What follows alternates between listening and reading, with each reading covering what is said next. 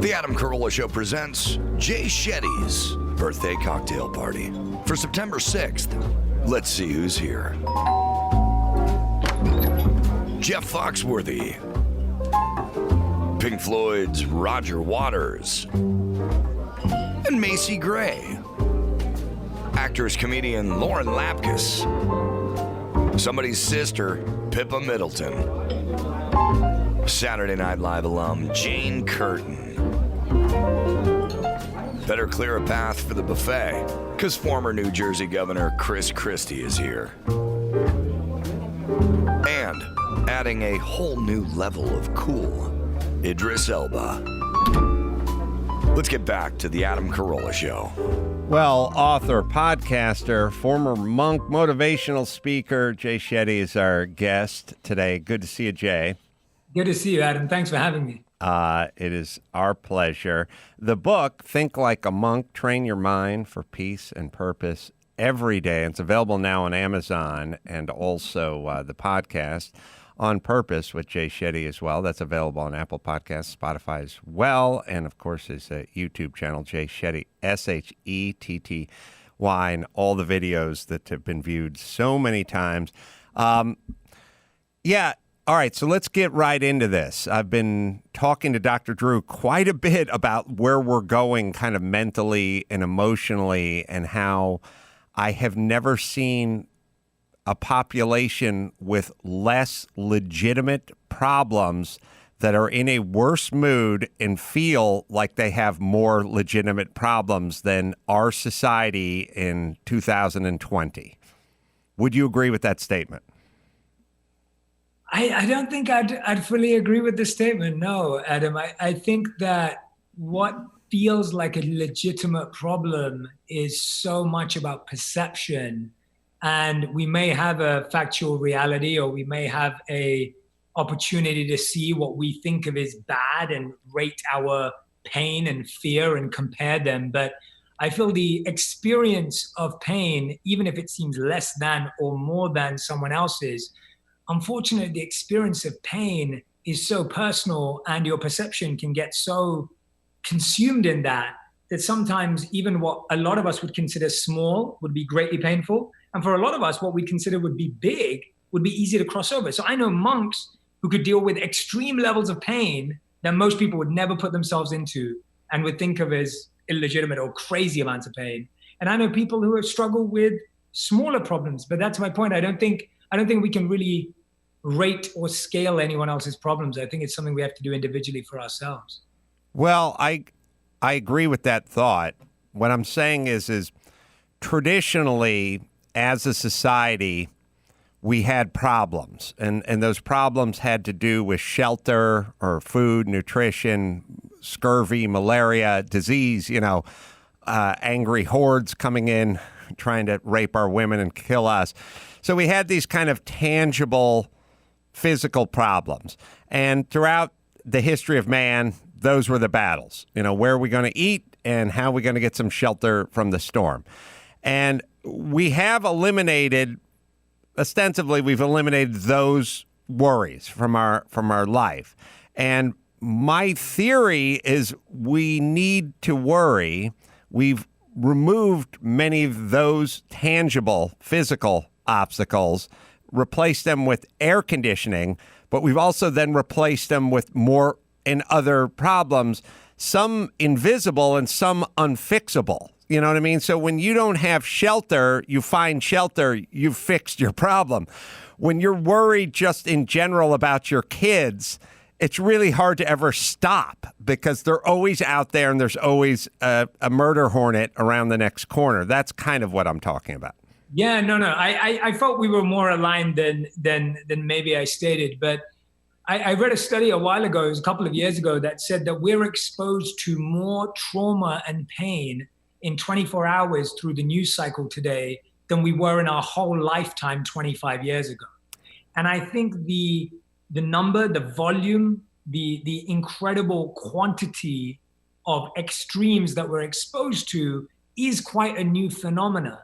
Right. And the mind and the brain haven't yet developed the abilities to properly formulate, contextualize, and understand how to deal with that. And when you were talking about problems, I believe there are two problems that we go through, and this is what the Vedic text suggests that I studied in my time as a monk, that we have circumstantial problems and we have existential problems.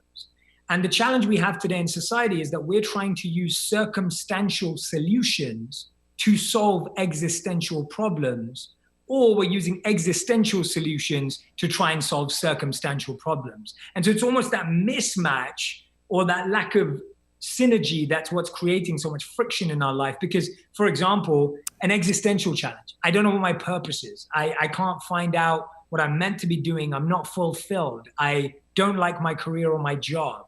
That's an existential challenge. That's not solved by the circumstantial solution of, let me just binge watch my favorite show this weekend. And at the same time, a circumstantial solution of, I have a headache or I need to deal with paying this bill is not solved with a existential solution immediately. So I think that's where I'm kind of seeing the misconnection or the disconnection. Well, tell me if this makes sense or rings true to you, because you sort of reminded me of this. And the one good thing about this time period we're in, is I'm now open to thinking about many different things I never thought about before. So I was musing with Dr. Drew on a long walk today. Go on a walk, I talked to him on the phone, and we both try to break down what's going on in society. And I keep coming back to this sort of tangible, mechanical, real world versus an analog world versus a digital world. And the more people who have shifted into the digital world, which we thought was going to be a good thing, like get out of the coal mine, get out of the logging camp, get out from the factory and go start coding. You know what I mean? In air conditioning. Like, we're going to move you from this world to this physical, tangible, sometimes dangerous world, and we're just going to move you into this digital world, and you can sit and write computer code or do whatever.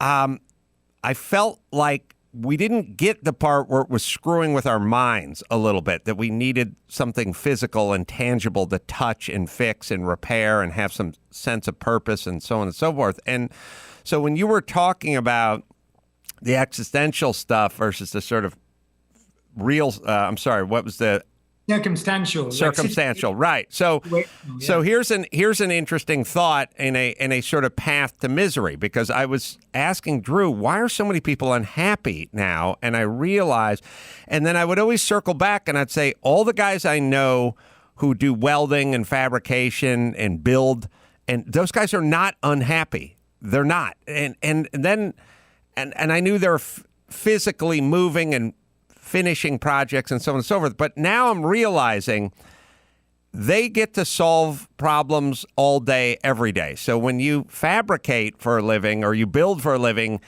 you start off at 7 a.m. with a bunch of problems, and then you just fix them. You physically fix them. The thing that was no good is now good and ready for paint. And the doorway that wasn't framed is now framed by lunch. And we're swinging a door in that door by 3 o'clock that afternoon. But in the world of the digital, everyone is constantly trying to solve a problem. You know, we're going to solve systemic racism, but you never get the satisfaction of solving it. And what a misery that would be to physically never have a ending to this problem you're trying to solve, because the problem is in the ether.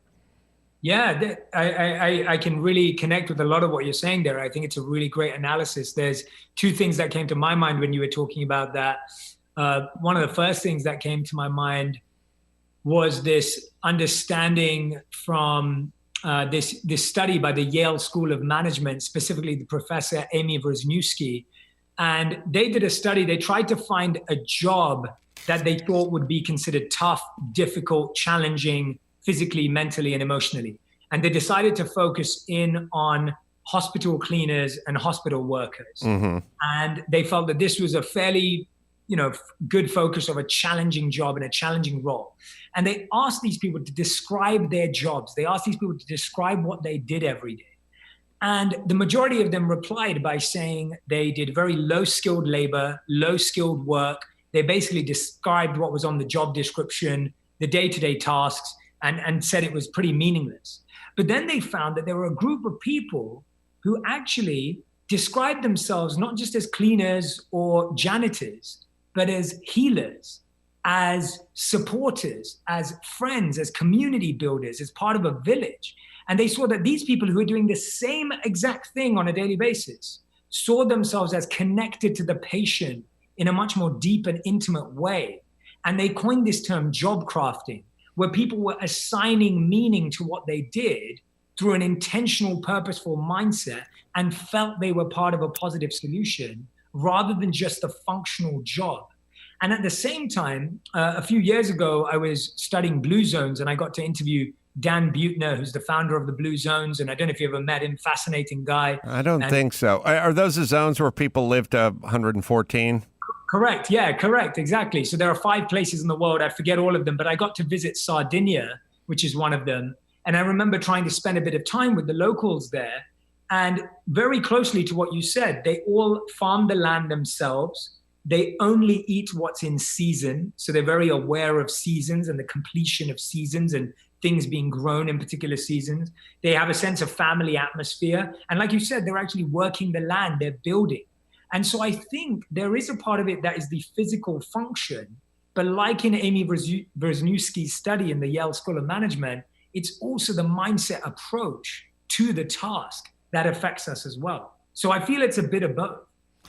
Yeah, a story I tell about myself, and I'll make it short because my listeners have heard it a few times, but I was a carpenter doing kind of a job that I didn't really want to do for years and years because I had to. Financially, I wasn't able to make money in show business, so I basically did something I didn't want to do for over a decade. And I did it full time. And I realized at some point I was kind of fighting myself because my mantra is I don't want to be here and I don't want to do this, but I guess I'll have to do it anyway.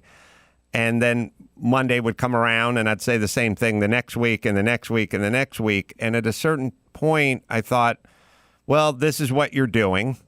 So why don't you do it the best you can do it and be the best carpenter you can be?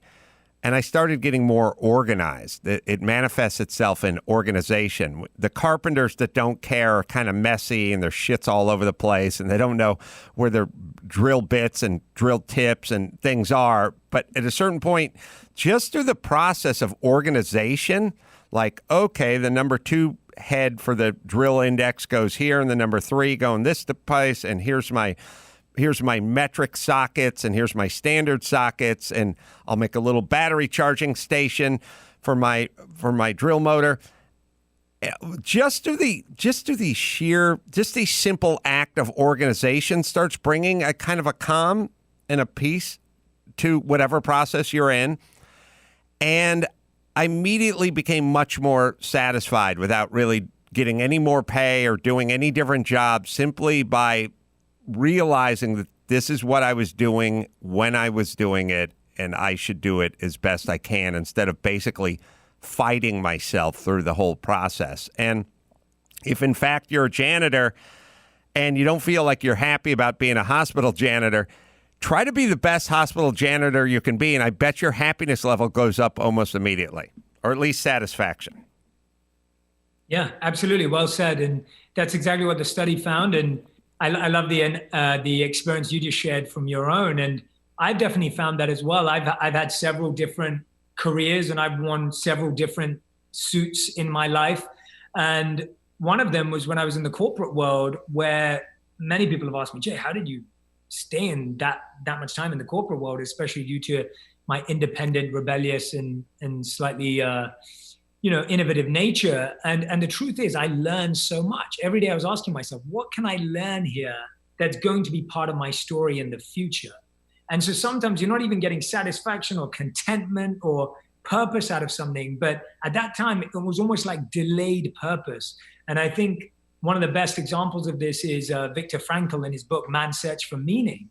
And, he's in the most tormented place in the world, yet he is having that delayed purpose that if I'm able to do this, if I'm able to serve in this way, if I'm able to do this, then this will inspire people in the future. And so sometimes you can't even gain satisfaction from a scenario. You can't gain happiness or joy, but you can gain meaning and learning. And that plants some amazing seeds. He's in a Nazi death camp, if for those who don't know exactly where the worst place in the world is.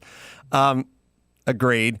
So let's talk about some, I don't want to get accused of what I accuse others of, which is sort of living in this world where we just talk about everything all the time and never offer real sort of tangible solutions. So my broken record plea to everyone is go to your garage, get busy, get engaged, get your hands on something, get physical and get engaged, solve some problems, but and not the world's problems. Solve a couple of, put a doggy door in your house for your dog. You know what I mean? Like you take something like if you woke up Saturday morning and you have a medium-sized dog and you said, I want to put a doggy door in the kitchen door that goes out to the backyard, that would immediately engage you for the entire Saturday. You wouldn't even get that one simple thought. You'd have to go to the Home Depot. You'd have to get the right size doggy door. You'd have to research what size is the right size. And you'd have to look about weather stripping and things like that. But just that one thought would keep you occupied, satisfied, and probably news cycle worry-free for an entire Saturday. Just one easy project. So that's kind of what I'm encouraging people to do. But what's your angle? I love that. That's a great piece of advice. And if I was speaking to someone about dealing with boredom or finding out their passion or expressing themselves, I love that advice. I think it's brilliant advice. And funnily enough, as monks, we did a lot of practical work. So half our day was self, the things you'd expect: meditation, study, prayer, collective meditation. That was half of mainly our mornings. And then the rest of the day would be doing philanthropy work. We'd be out there taking care of the homeless or feeding children that were underserved or helping build a sustainable village in an underserved community in India.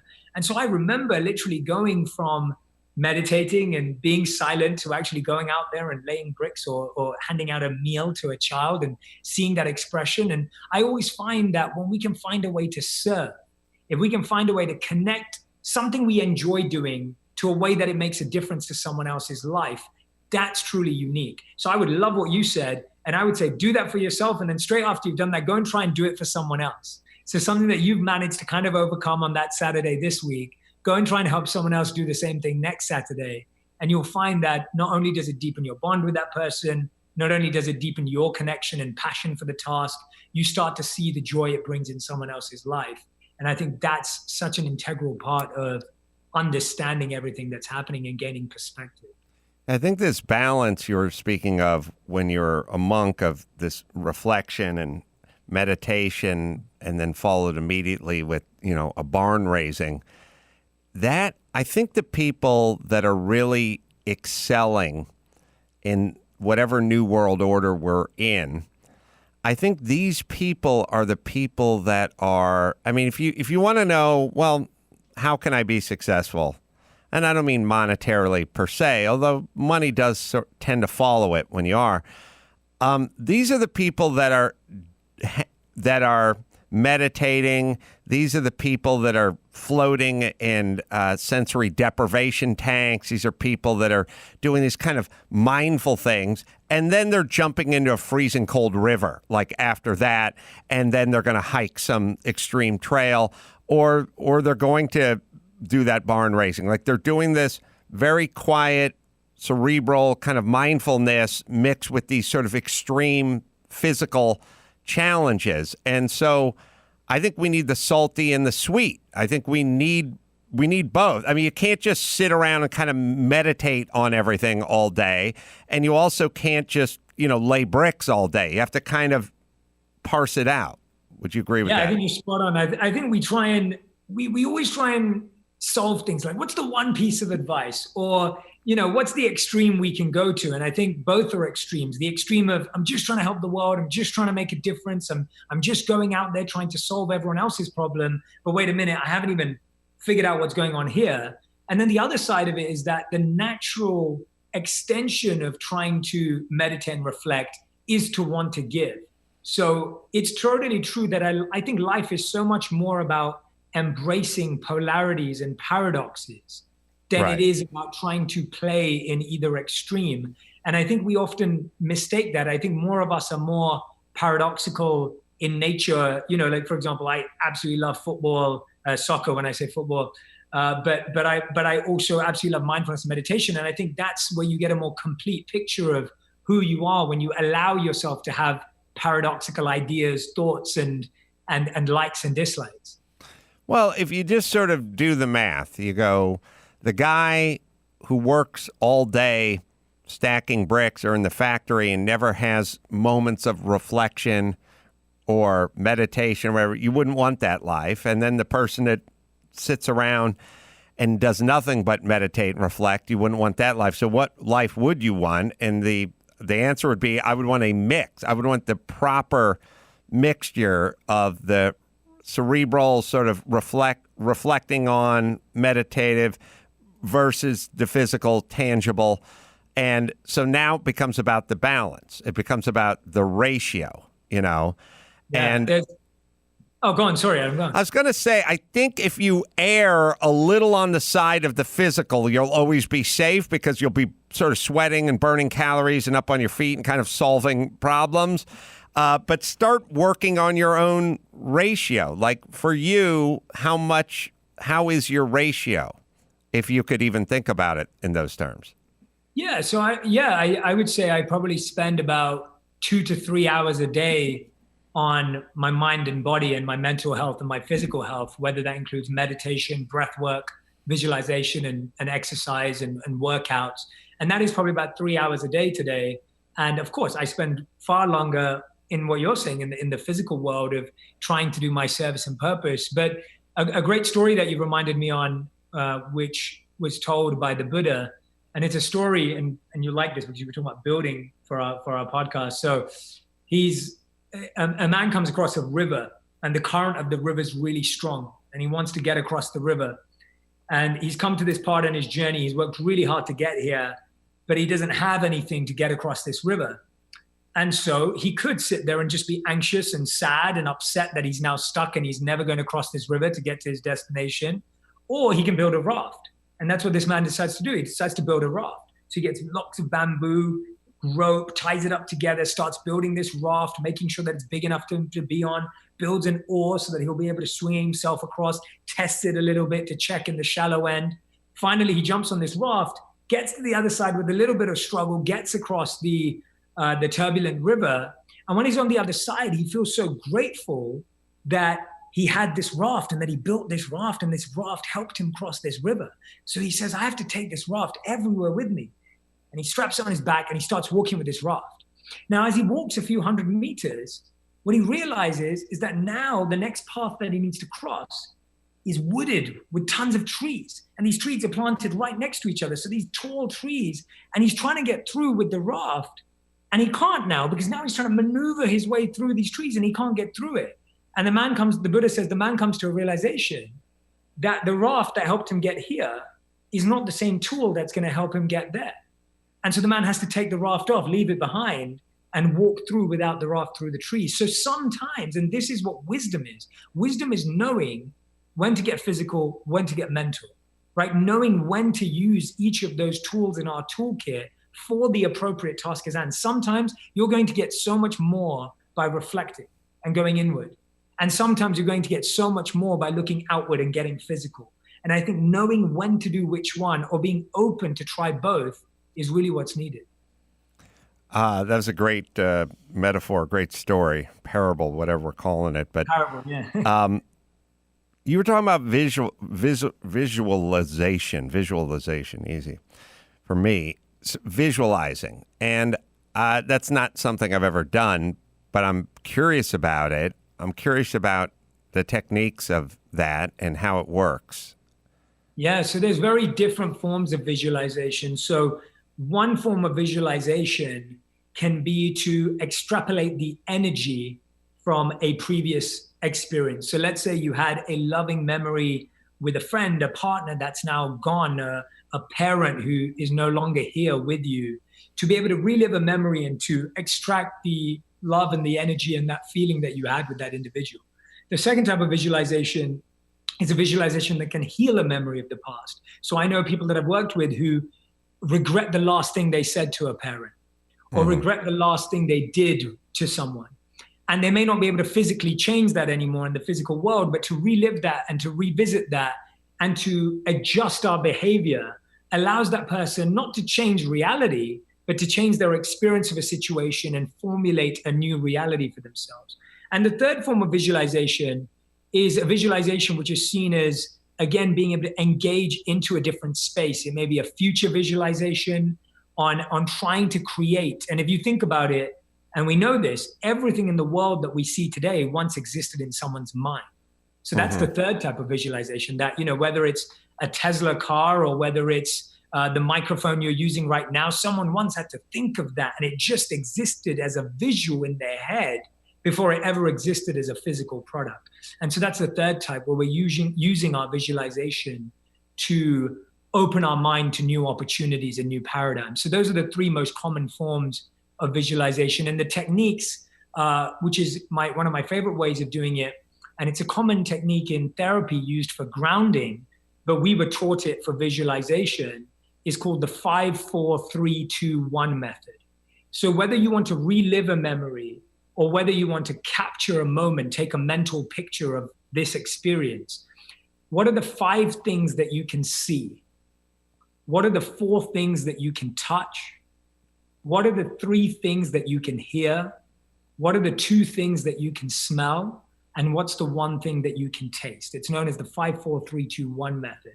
And so if you did that right now, if I said, Adam, I never want to forget this moment. What are the 5 things I can see? What are the 4 things I can touch? What are the 3 things? Or if I'm going to revisit something, let me re-enter that and go, what were the 5 things that I would see in that room?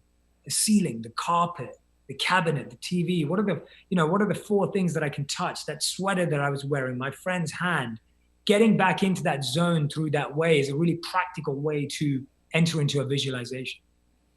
Wow, that was specific and and interesting. I realize that because I have a very strong building and mechanical background, I constantly visualize things that I'm building, trying to solve the problems of them. And the thing that's kind of interesting is I was at a Target yesterday, and I was just pushing a shopping cart through a Target, and I called a guy who's my fabricator, builder guy, and I've been trying to figure out spiral staircases, a spiral staircase that we were going to have to fabricate. I didn't think a kit would work.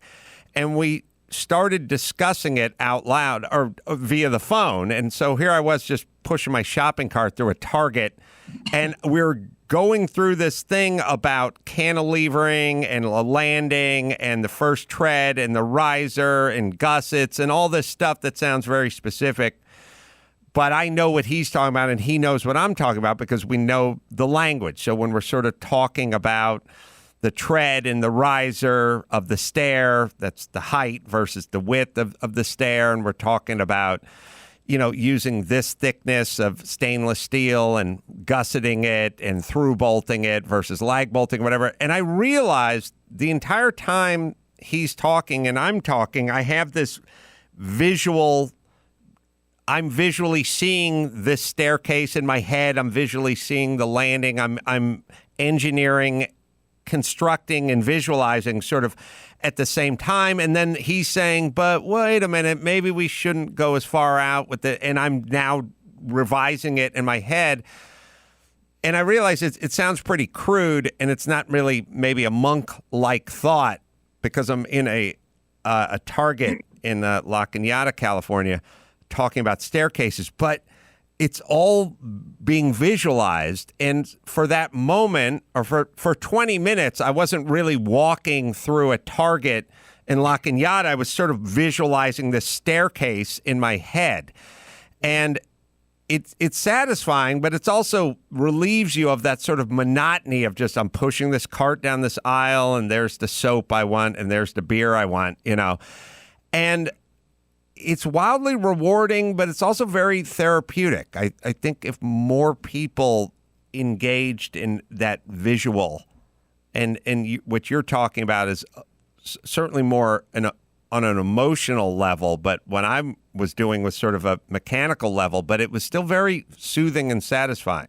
Well, absolutely. I mean, some of the more, I guess, less emotional examples can also be in performance. So David Beckham would often describe how he was the England captain of soccer, and he would know how to curve the ball right into the top corner, and he would often visualize the ball going to the top corner. Or Lewis Hamilton, who's, number one Formula One race car driver. And, he would often visualize before the track going around the bend and bending his body and visualizing that process before he's taking each corner. So absolutely, the way you describe visualization is exactly what I was saying, that the microphone, the hat you're wearing, the table in front of you, someone once had that just as a picture in their mind and how they were forming and piecing it together. And each and every one of us can live a much more pressure-free and stress-free life if we walk ourselves through a scenario in our mind. And that could be anything we're nervous about. So I know that when I'm going to speak at big audiences or coming on interviews, and if I'm feeling slightly nervous or anxious, then I know that I can just live that moment through in my mind, not from the point of view of what result I want. And this is the key. This is actually the key, Adam, from everything you said. At no point in your visualization did you visualize the result. You were visualizing the journey and the process and the work. And that's where visualization is powerful. Visualization isn't just, I'm just going to sit here and visualize that I'm going to invent the most amazing car of all time. That's not visualization. Visualization is sitting there and understanding the mechanics and connecting and piecing it all together. It's the process, not the result, that you visualize. Well, if you do a very thorough job and you're also open, you have to be open to somebody saying, oh, no, I wouldn't do it that way. I'd do it this other way, and here's why.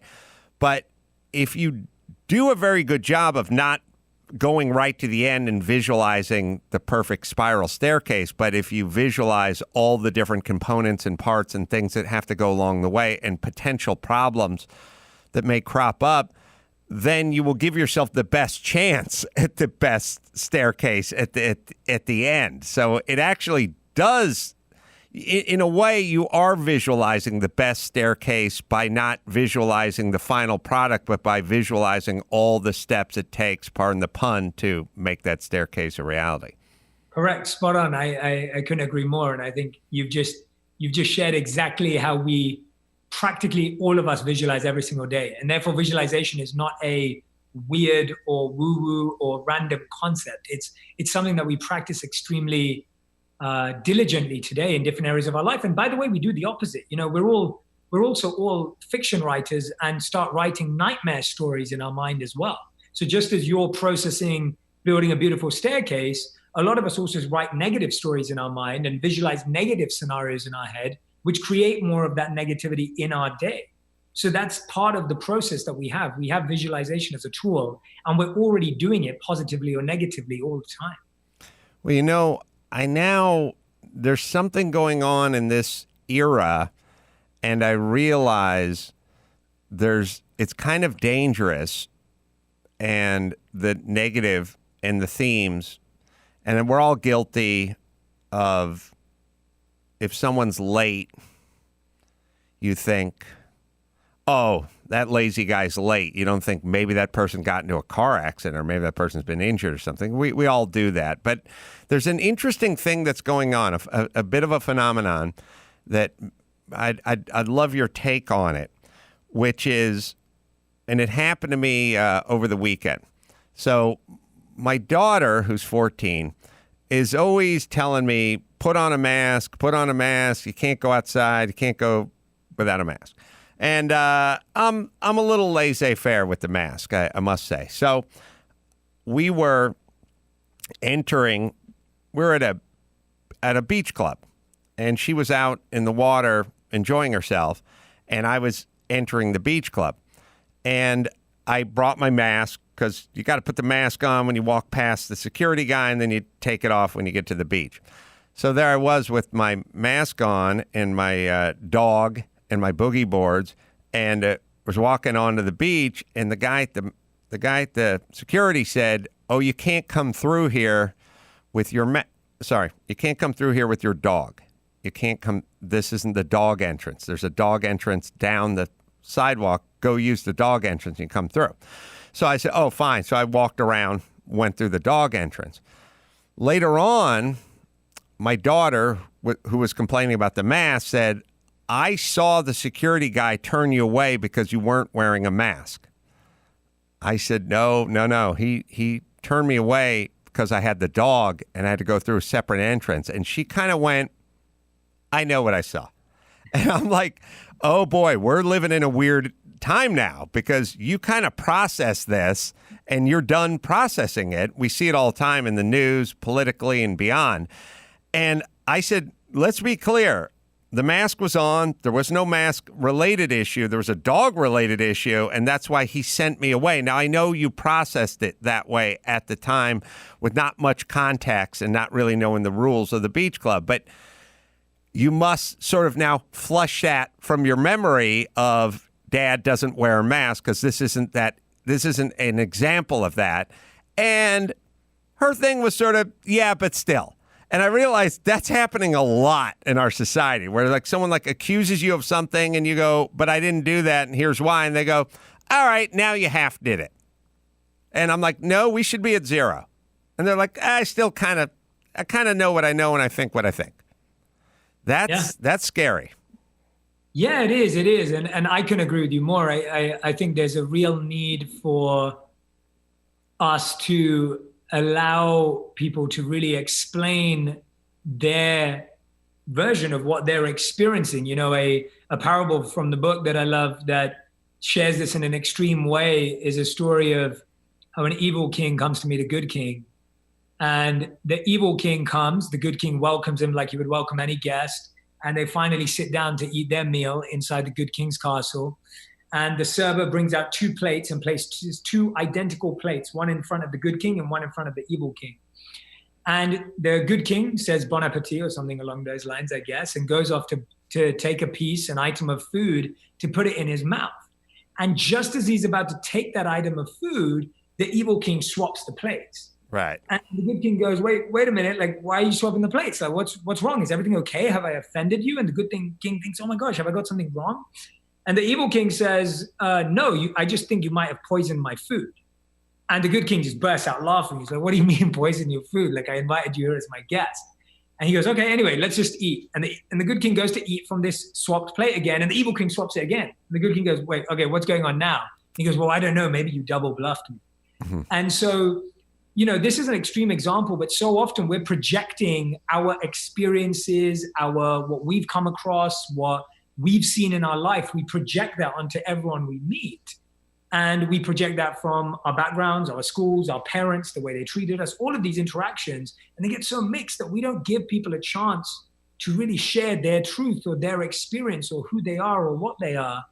And I really believe this. I have a question that I ask at the end of my podcast, which was inspired by my good friend Drama. And the question goes along the lines of, you know, if you had to create a law in the world that everyone had to follow, what would it be? And I get lots of different answers, and I love the answers that I get. I'd love to hear yours. And Alicia Keys gave a really amazing answer. And she said on the podcast, she said, my law would be that everyone would have to meet someone, spend time with them, and then be allowed to form an opinion and still know that that opinion is not fully the truth. I'm paraphrasing and I'm playing around with some of what was said there, but her essence was people should meet people, spend time with them before they decide who they are. And I would go on to add that, and even then not think that their version is the truth. Mm-hmm. And recognize that was one experience. I think if we all lived like that and realized there was so much more diversity, it's more complex for the mind. And that's why the mind doesn't want that. The mind and ego want to box and simplify to make it easier to process, because this other version requires a bit of depth and you've really got to get intimate with it. But actually giving people that time and space frees us of all of these things that we'll eventually judge ourselves for. And I think that's the biggest challenge, that no one wants to be judged on first impressions without explaining themselves, but we all judge people on first impressions without letting them explain themselves.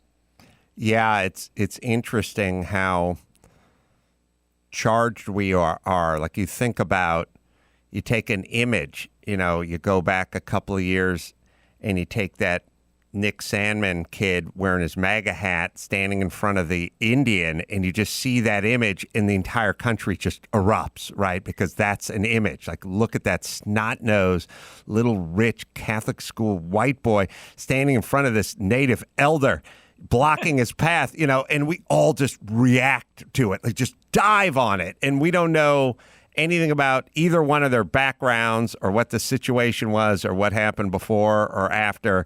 We just dive. Everyone just gets triggered, and it's triggering us because we don't have a neutral theme.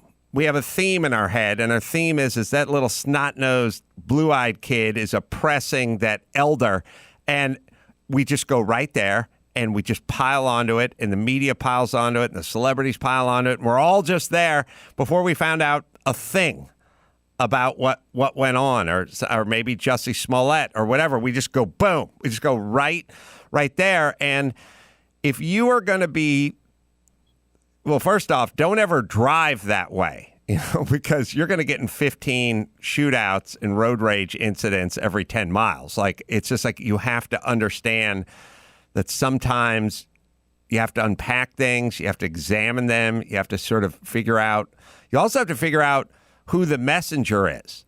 Like, why is this being fed to me this way? Why is it being presented? Why is this being presented in this manner? Is it to get me to react? Is it to trigger me? I need to hit a spot here when Sure. when I'm done with this spot. I will. I'll tell you. I found it very challenging. The Alicia Keys. What would you do if you could make a law? Thought. I'll give you my feelings on that in 1 second. First, I'll tell you guys about Bet Online, who sponsor this program. Football is back. Sorry, Jay. Real football is back. I'm talking about huge men colliding into each other with padding on and spreading the COVID. So you want to get on some of the action? Opening night coming up this Thursday, September 10th. Houston Texans at Kansas City Chiefs. That should be a good game. Seahawks and Falcons will be a good one. My Rams. Who the heck my Rams? Oh, Cowboys. That's going to be a good game, too. Bet Online gives you more options to wager and place online. Games, spreads, totals, prop bets, championship futures, and more. And you can just head to Bet Online today. Take advantage of the full, all the great season opening bonuses. Visit betonline.ag, our exclusive partner, Podcast One. Don't forget, promo code Podcast One for your sign-up bonus today. All right, let's take a quick break. We'll come right back with Jay Shetty, and I'll answer his make a law or make a rule question right after this.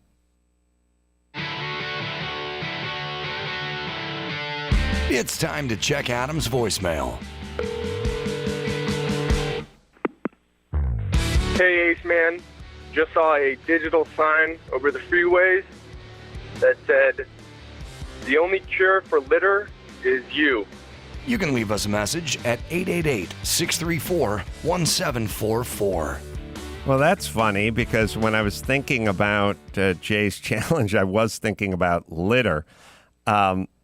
The more, I realize if you only gave me one sort of wish or one law or something I could pass, the little stuff like, no graffiti or something like that is fine, or hug your kids is fine, but it probably not universal enough for me.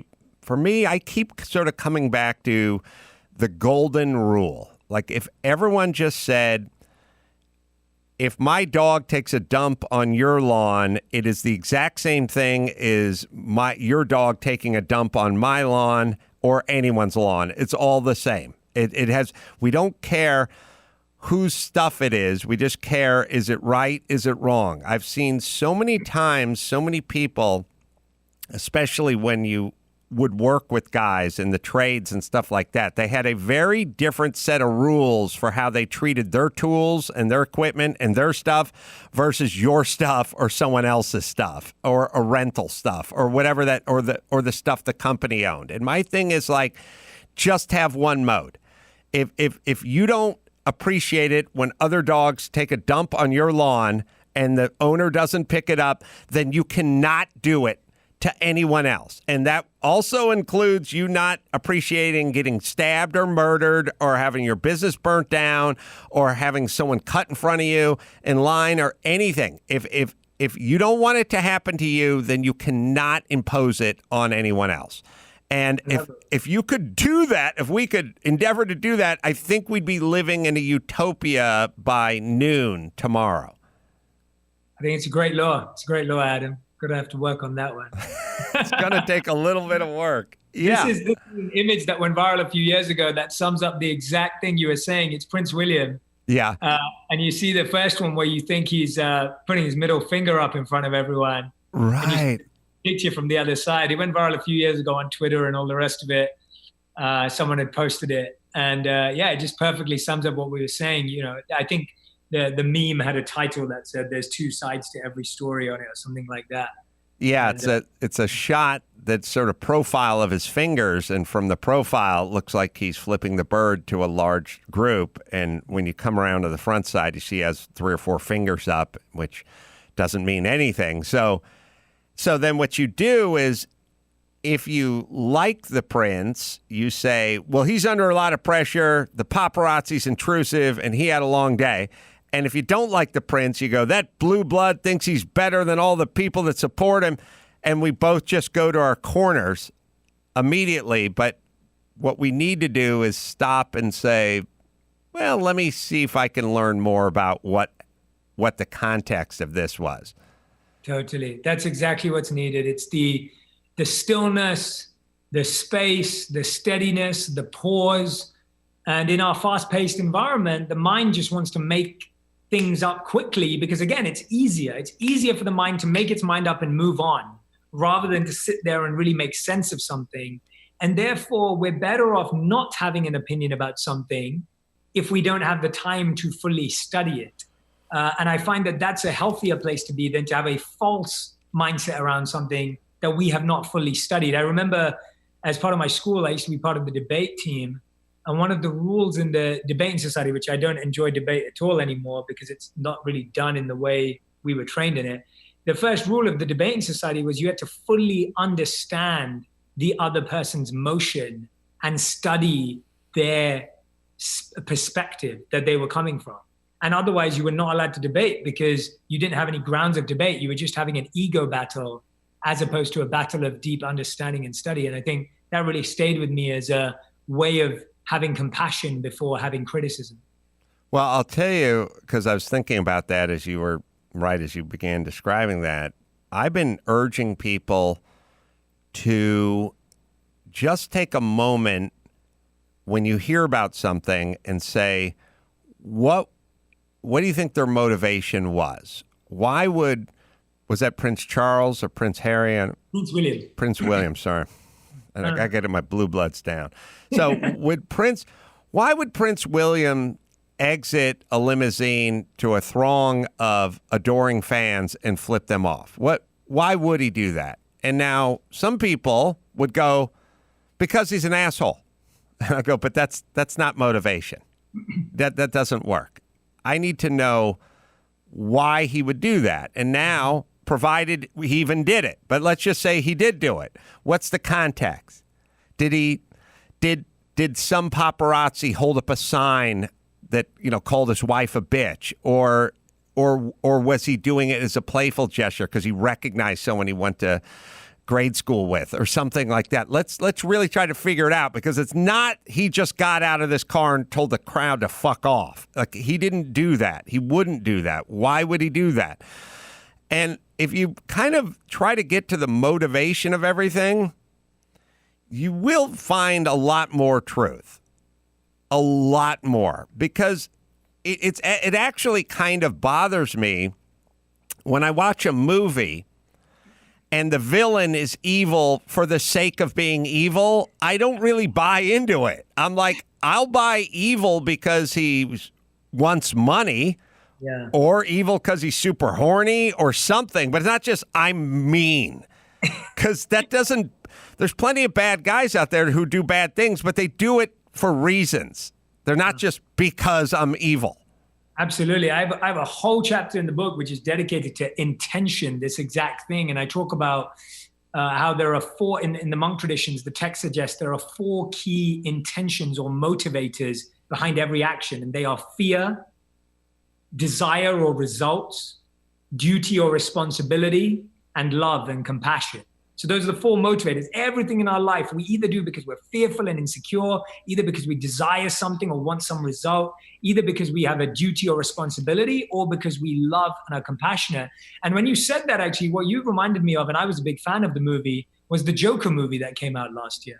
Mm-hmm. And I felt it was really interesting to see the crafting of how they built the story up of the Joker. Of course, I understand it's fiction, and I understand that there were some potential things in it that may not have added up. But overall, it was a spotlight into how someone became that way. Because you're right that in so many superhero movies or so many movies that we watch, you don't really understand what the motive is. And when you do, the villain is more powerful and the victory is even more powerful. And I think the same is true for ourselves. Like, we've got parts of ourselves that we may be uncomfortable with. We may have parts of ourselves that we try to avoid connecting with. But actually, if you realize that it's the same story, if you understand where a weed of an intention came from in your mind and your heart and your life, you're more likely to be able to uproot it because you understand it, rather than if you never find it. It's kind of like seeing a weed that's growing in your garden, and instead of going, okay, well, let me locate where that weed starts and where's it getting nutrients from and where's it going. If you don't do that, you'll never pull it out. You may clip it for a second, but it will grow right back up. And that happens in our life. It happens in our gardens. It happens in the world, where all it needs is to really get to the root of it. And you're spot on. The root of everything is intention and motivation. Yeah, you know what's interesting as I think about everybody, the one through line where people screw up or do something that you disapprove of or do something that ends up causing harm, it's almost always because they're lazy. It's never because they're evil. You know what I mean? They just forgot to lock the door before they went to bed, and then the intruder came into the house. Or that thing they left, you know, they left the burner on the pan, and they went in the other room to watch TV, and it started a house fire. But it's never, most of the evil ends up being lazy, end up being absent-minded, ends up being just sort of not being present. When you're doing things, it's so easy to not be present these days and kind of drift away from things that are kind of half on. And I'm wondering, in a world now that is designed to distract everybody and pull everyone out of the moment and the task, what are some exercises you could do to sort of be present and sort of prevent that from happening? Yeah, I love that question. And you're spot on that, you know, we have three ways that we are almost, what's the right word, kidnapped from the moment. We're literally kidnapped from the moment. And that is either we're distracted, either we're trying to avoid it, or we're trying to numb the feeling, right? When we're engaging with something, we're either trying to distract ourselves from it or we're distracted by something. We're trying to avoid it or we're trying to numb it. And some of the rituals that I learned in monk life that really apply to this to help us be more present is this theme, and there's a whole chapter dedicated to it on routines, called location has energy, time has memory. And what I mean by that is location has energy means that when you do something in the same place every day, if the same activity is performed in the same place every day, that place starts to hold an energy. It's why we find stadiums exhilarating when we're cheering for our teams. It's why we find libraries interesting places to study. It's why this podcast room of yours, you've designed in a particular way that puts you in the zone to do an interview. So places have energy. And the challenge today is we eat where we're meant to sleep, we sleep where we're meant to work, and we work where we're meant to eat. So we do everything in our beds. And that's why we can't sleep in our beds, which is the one thing we actually want to do in our beds. And then we do everything in our dining room. And that's another place where we can't do everything. So one of the most important things is to define zones in our home where we perform activities specific to that space. And then you start to create a stillness and separation. So even when my wife and I used to live in New York, we lived in a 500 square foot apartment. We just had corners designated to meditation corner, TV corner, work corner, and eating corner. And even that simplification helped us understand the energy in that space. Other ways to be present, it's called the 3S model in the book. It's sight, scent, and sound. So as monks, our lives were designed by sight, what we saw, scent, what we could smell, and sound, what we could hear. So what's the first thing you see in the morning? Because remember, everything is about the beginning and the end. If you lose presence in the beginning, you're chasing it for the rest of the day. And that's 99% of our lives. So 80% of us look at our phones first thing in the morning and the last thing at night, before we see our partners in the morning and after we see our partners in the evening. You're starting your day already not being in the present. Why? Because you're looking at a notification from yesterday, a message from today, and a task that needs to be done by tomorrow. So you've already gone into the negative of presence, and now you're chasing it all day. So start your day with a quote that inspires you and makes you feel present. Start it with a work of art. Start it with a visualization in your mind of how you want to progress through your morning and your day. Start your day being present, and you will plant the seed of presence. Let's talk about scent. Scent is a really powerful way of being present. Have you ever walked into a restaurant and automatically you felt like eating? You felt you were there and you were totally tuned in. Why do we feel relaxed in spas? When you go into a massage therapy center, you feel relaxed because of a scent, eucalyptus, lavender, sandalwood, whatever it may be. If you have a room in your home and you inhale and just breathe in a scent, you'll feel much more present in that space through your senses. Your senses are meant to make it physical. And finally, sound. When I lived in New York City, I used to find that all I would hear all day were drills and construction and trucks and sirens. And I started looking into cognitive load and how negative sound can affect our mind. But what about the power of a song that pumps you up in the morning or the evening? What about the power of a song while you cook? What about listening to a podcast while you cook that makes you present? It's so important to use sight, sense, and sounds as ways of grounding ourselves into the present moment. I would, great advice. I would add that, you know, you don't have to get too far up in your head with some of this stuff. You can simply have some rules. And for instance, I enter this studio. I've been doing this for over 10 years, and I have never brought my phone into the studio. I will not bring this phone into my studio. When you come into the studio, this is what we do. And people say, well, what if there's an emergency? And I go, well, then I'll find out about it when we're done with what we're doing in the studio. Or I suppose if there's a major emergency, someone can interrupt me. But I don't bring the phone. It just doesn't enter the studio. And what happens, and Dr. Drew does this, and he goes, I got the phone, but I'm not tethered to it. Then I'm talking and I don't hear him talk for a little while, and I look at him, he's looking at the phone, And my thing is I think I may look at the phone too. So I'm not bringing it in here. Yeah. And it doesn't, I think people think I'm telling people like I'm a hero. I don't bring my phone in my studio. I'm not. It's just a simple rule. It works. It's effective for me. You make some rules. It was funny. I was leaving my house today. I was passing somebody who was dropping off Starbucks at my house, and I've realized I will never do that. I will never. I don't have people bring food to my house. If I want Chinese food, I order it and then I go pick it up.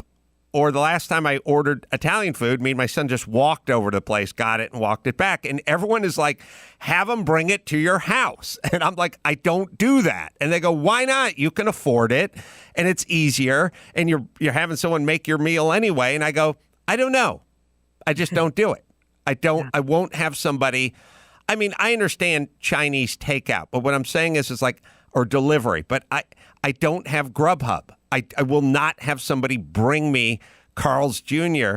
or In-N-Out Burger. And so those are my rules. I have a couple of these kinds of rules. I don't watch TV before I come home at night. I just don't turn the TV on.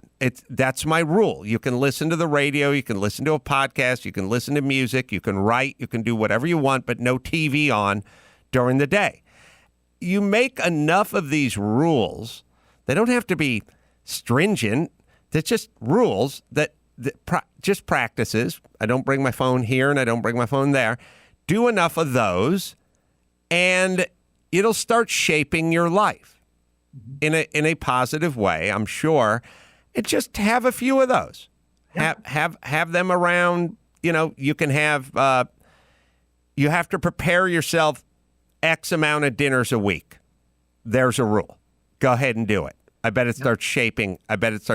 You have to walk X amount of minutes a day. I bet it'll start shaping your life. Or I don't go to bed past midnight, or whatever it is. Start implementing a handful of rules, just in a mechanical, tangible kind of way, and see what it starts doing. Make a bunch of rules for your phone. I love it. Yeah, I recommend in that vein, I recommend to people who tell me that they're struggling. And again, I agree with you, Adam. This isn't setting rules saying, oh, look how cool I am. It's rules to support someone's choice of growth. So if someone says, Jay, I'm just addicted to my phone and I'm struggling with technology and my partner thinks we're not connecting, I'd always say to people, set no technology times and zones in your home.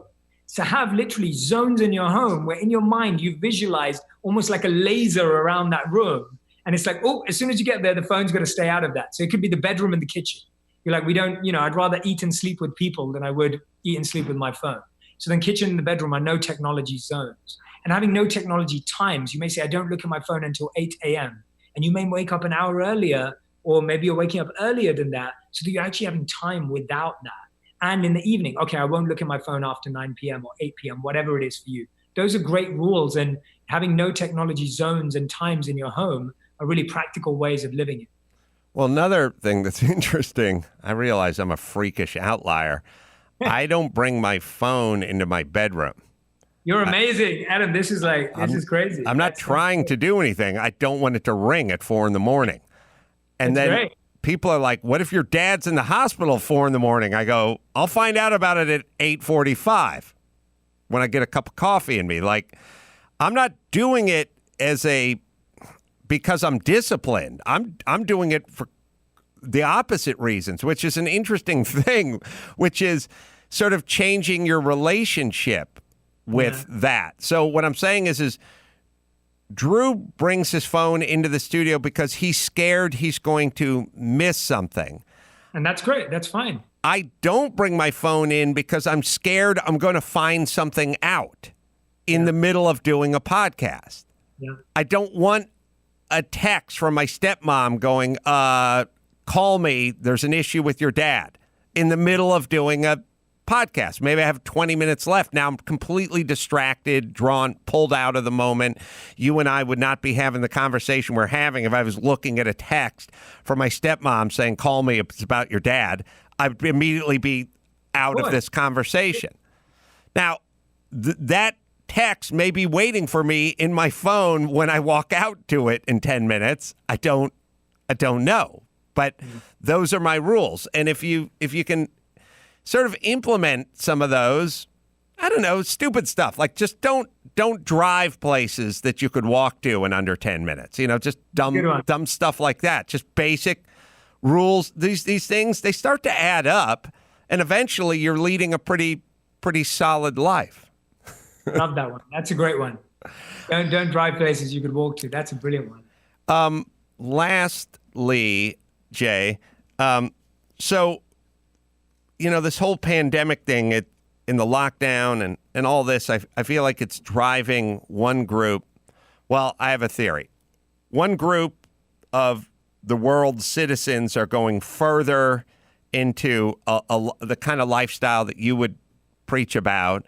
And there's another group that's going further into, let's just have Grubhub bring every piece of fast food over to our house, and we're just going to watch more Maury Povich. So do you think, they always talk about the middle class, the shrinking middle class. What happened to the middle class? I think there's kind of a spiritual middle class that's gone now. It's just a group of people that are going to be strung out on fentanyl and watching TV all day, and another group that's with Wim Hof taking a cold water plunge and then meditating and then going out and, crushing Silicon Valley with their next venture. I worry that we're just going in different different directions. Do you have thoughts on that?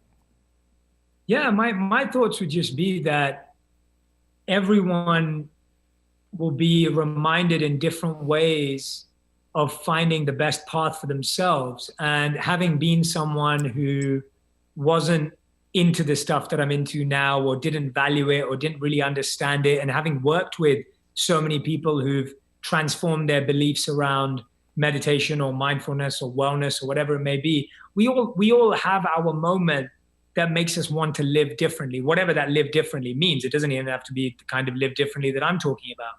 But I think if we don't grow our muscle in tough times, it becomes really hard to develop resilience for the next tough time and develop adaptability and grit for the next tough time. And this has definitely been a tough time for a lot of people. And so I think once people have accepted that, once people have somewhat healed it or gone through the journey that they needed to progress. And in the beginning, it may have been, I mean, when the pandemic first hit, I straight away said, I played a ton of PlayStation in that first 2 weeks because I hadn't played PlayStation for years. And to me, that was my way of just getting through the first couple of weeks. And then afterwards, I was like, all right, what am I doing now? Let me get back to what I really want to be doing, what I really want to be focusing on, and let me get back to it. So whatever your process time is, I ultimately think that there's going to be a way the world is going to encourage you to focus on your health and wellness, because it's all we have. And we have to listen to those reminders. And if we press the snooze button, the alarm will just go off later at another date and at another time. And so the earlier, the more voluntarily we learn and connect to it. We need to wait for our health to be destroyed to get good about our health. We don't need to wait to have a mental health challenge to get proactive about our mental health. So to me, I'm not worried about what direction people go in. I'm just wanting people to remember that we're all getting signals and reminders in our life. And let's not press the snooze button too many times, because if we do, then we might just miss it. A good note and wise words to go out on. Jay Shetty, the book, Think Like a Monk, Train Your Mind for Peace and Purpose Every Day. It's available now on Amazon, and also the podcast On Purpose with Jay Shetty as well. It's available on Apple Podcasts and Spotify. And the YouTube channel, Jay Shetty, Shetty, is where you go. Hey, Jay, thank you so much for this very fast and interesting hour plus with us.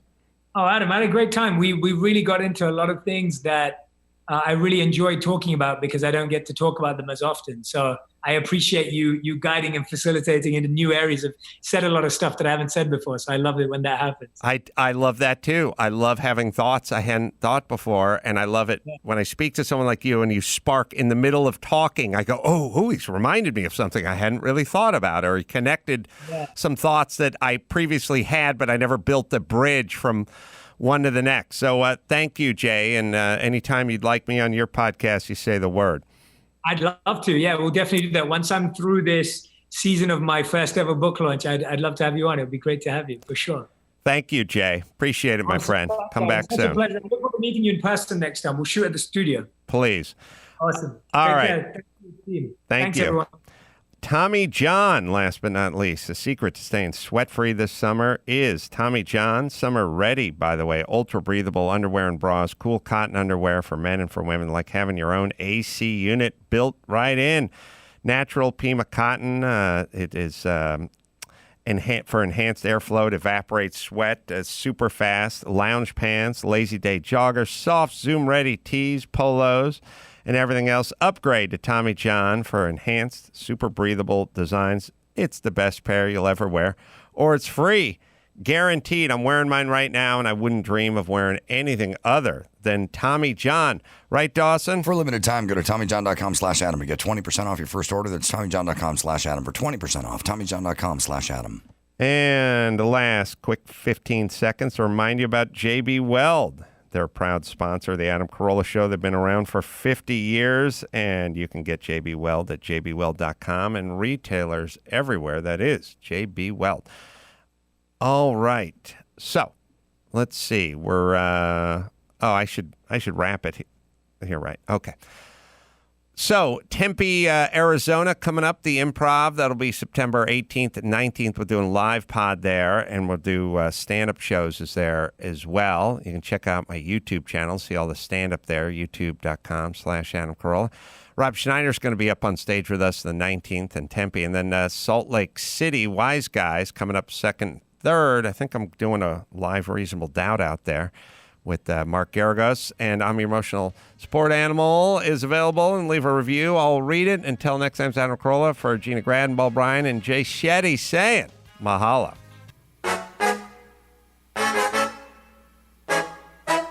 From Carolla One Studios in Glendale, California, and brought to you by Bet Online, this is the Adam Carolla Show. Adam's guest today, author of Think Like a Monk, Jay Shetty. With Gina Grad on news, Paul Bryan on sound effects, and Jeff Cesario on sports. And now, a man who believes that the way men are handling. And now, a man who believes that the way men are heading, all gender reveal parties should have pink explosions. Adam Carolla. Yeah, get it on. Got to get on a woo. Thanks for tuning in. Thanks for telling a friend. We love that about you, right, Gina Grad? That's right. And Ball Bryan. Boom. Yay. Yay. Happy birthday. Oh, that's right. It's Fondelier's birthday. He's got to remind me. That's part of his job, to remind He's me. putting his own birthday on your schedule. Yes. You're boss. Get yourself a gift certificate. That was a decent Fondelier. I've told you guys in the past that my technique that I figured out. Now, most of this stuff you guys think I'm kidding about, but I'm really not kidding about 99% of the stuff I'm talking about, which is I've always said find a hat, a ball cap with the name of the police or law enforcement in the community you're in and put it on when you're driving in that community because you want to speed. And when you get pulled over, if you're wearing the cap, you're not going to get a ticket. Has there ever been a truer time than now for that? I feel like cops feel beleaguered and unappreciated. And if you were just speeding through Glendale and you had a Glendale PD hat on and you got pulled over, I can guarantee you're not getting a ticket. Yeah. Find those hats. Find a few of them, throw them on the passenger seat. Don't let the cop see them. Just put it on when you're going through that jurisdiction. As you cross over to Burbank, you switch hats. Yes. Or is there a generic sort of just police, yay? You know what I mean? Probably a back the blue or like, Right. one of the flags of the blue line. Yeah, just get a back the blue hat. Tell Matt he's got to order me to get one for himself. It's his birthday. Sure. Give me a nice back the blue hat on, and I don't think I'm getting a ticket for the next 7 months if I get pulled over with the back the blue on. I feel like they're sensitive. They're looking for allies. They feel like they're on the ropes. They're beleaguered. You got the back the blue cap on. You get pulled over. I think you got yourself out of a ticket. I really do. Yeah. You get yourself a hearty handshake and a slap on the behind. Well, remember, Get on your way. every time, the meter maids always do that. I already started riding, and I can't do anything about the ticket. But cops don't start riding until they're done talking to you, and then they start riding. You know what I mean? That's true. So you sort of switch it out for a BLM hat when you go into the Literati Cafe. Oh yeah. Be careful if you're driving through certain parts of town. You got to swap that. You got to swap that hat out. Speaking of those words, I don't know if you heard this. There's an article that we featured a black police officer the other night on KFI, and there was an article written about him, I believe, called "Too Black to Be Blue, Too Blue to Be Black," and about facing racism and stuff in his life, and then becoming a cop, and he still can't please everyone because he's a cop, and now everyone hates him again. And it's just like what a slog it feels like. Some of the most disturbing imagery I've seen from this particular time we're in is the kind of 23-year-old blonde chick like just screaming at the black cop who's just standing there and like getting in their face and just screaming as loud as they can. I hate you. You're an embarrassment to your race. And it's so weird. And it's also, I don't know. Here's a black guy. He's got a job. Do we have to just scream in his face? And also, what is the opposite of what you want him? What would you like him to do? Like, okay, no black people can be cops, or what are we talking about here? Like, what's counterproductive? What's the end game? Yeah. Well, yeah, it's one of those questions where it's like, which black lives exactly matter? Because this is a black life, and you're screaming in his face, telling him he's a disgrace. Also, the 23-year-old chick who's never really had a problem in her life, maybe you should find a mirror and do a little bit of reflect a little bit on your life instead of this just wave of kind of visceral anger that's just like pouring out of everyone's mouth. Wouldn't more black cops address the issue they're protesting against? Like logically? Yes. It's not going to solve everything, but isn't that like step toward the light? You know what I'm saying? Well, they never really square this circle or they never really get this round peg into the square hole or fix the Rubik's Cube of this. But many of the law enforcement groups they're talking about are like a majority minority. LA's kind of a majority minority. If you take Hispanic and women and blacks, I think Chicago's probably, and they have black female, captains and mayors and city officials and stuff like this whole sort of edifice of we have this big white group of Gestapo cops. It's like, especially drive around LA, I don't see that many just straight ahead blonde haired cops anymore. That's from like one Adam 12 days. I see a lot of Chips, and that was only half. Yes, yeah. I see a lot of women. I see a lot of Hispanics. I see a lot of blacks. I mean, it's mixed. I don't know, Baltimore's probably this way. Like many of these cities are not a majority white police force. So I can't even really figure out where it's kind of what I was saying to Tom Arnold. When Tom Arnold was screaming about racist cops, I was like, well, if the majority of the cops in LA are not in fact white or not white male, then are we talking about the other cops that are now racist as well, that are black and brown and female, and the police chief and all that stuff too? And then what had happened, then they just do this, well, it's systemic. So everyone is participating in it, whether they're aware of it or not. So yes, a black cop would not solve the problem because he's in the system that's racist. Mm-hmm. That's kind of their argument, but I'm sort of with you. Like, why don't we just, wouldn't that help? So is the whole idea of the Irish cop a days of yesteryear? Because that was like what you think of when you think of cops walking the beat, the old Irish cop. That's not a thing anymore then, right? Not here. George Kennedy in The Blue Knight was the perfect model of that Irish cop who was walking the beat. Not only doing that, when I was a kid, guys did stuff with their billy club. Like they'd walk down they were like leading a parade. Hey, Steve, 36 from the Midwest. Hey, guys. How's it going? Good. What's going on?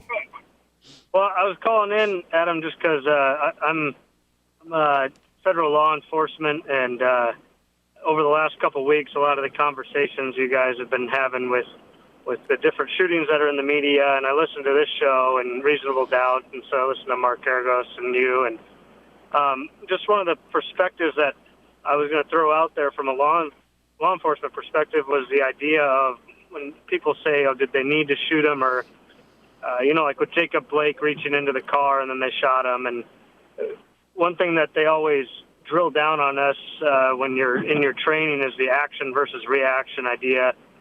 And they'll actually have you stand there pointing one of our rubber pistols at another person, and that person is just holding a gun straight down. It's not pointed at you.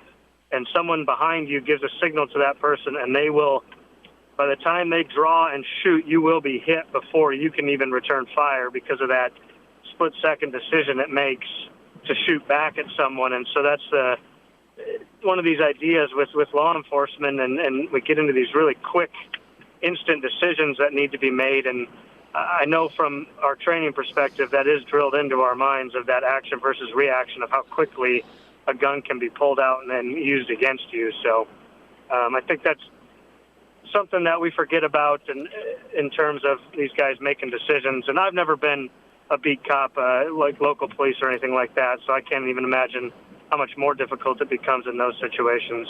You've never been a beat cop like Bumper Morgan, the Blue Knight? Morgan. No, never had a club or anything like that. Yeah. No one, when they were naming him Bumper Morgan, no one ever said his initials are BM. Maybe we should stay away. One guy did once. That's He right. got beat down. He got a mahogany shampoo. No, I was some mahogany shampoo.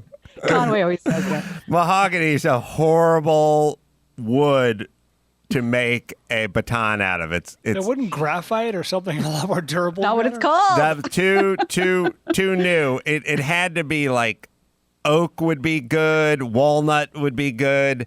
It would be like there's no mahogany baseball bat. So tell Conway the mahogany's lightweight. It's for decking on a yacht. It's got to be ashy. Yeah, it's got to be a hardwood. But good. I like the shampoo part. Yeah. No, Gina, I was talking about more in the writer's room when they were naming the guy Bumper Morgan. I would have probably raised my hand. And how about Bumper Johnson? Because now we got BJ instead of BM. You know what I mean? That's win-win. Hey, Steve.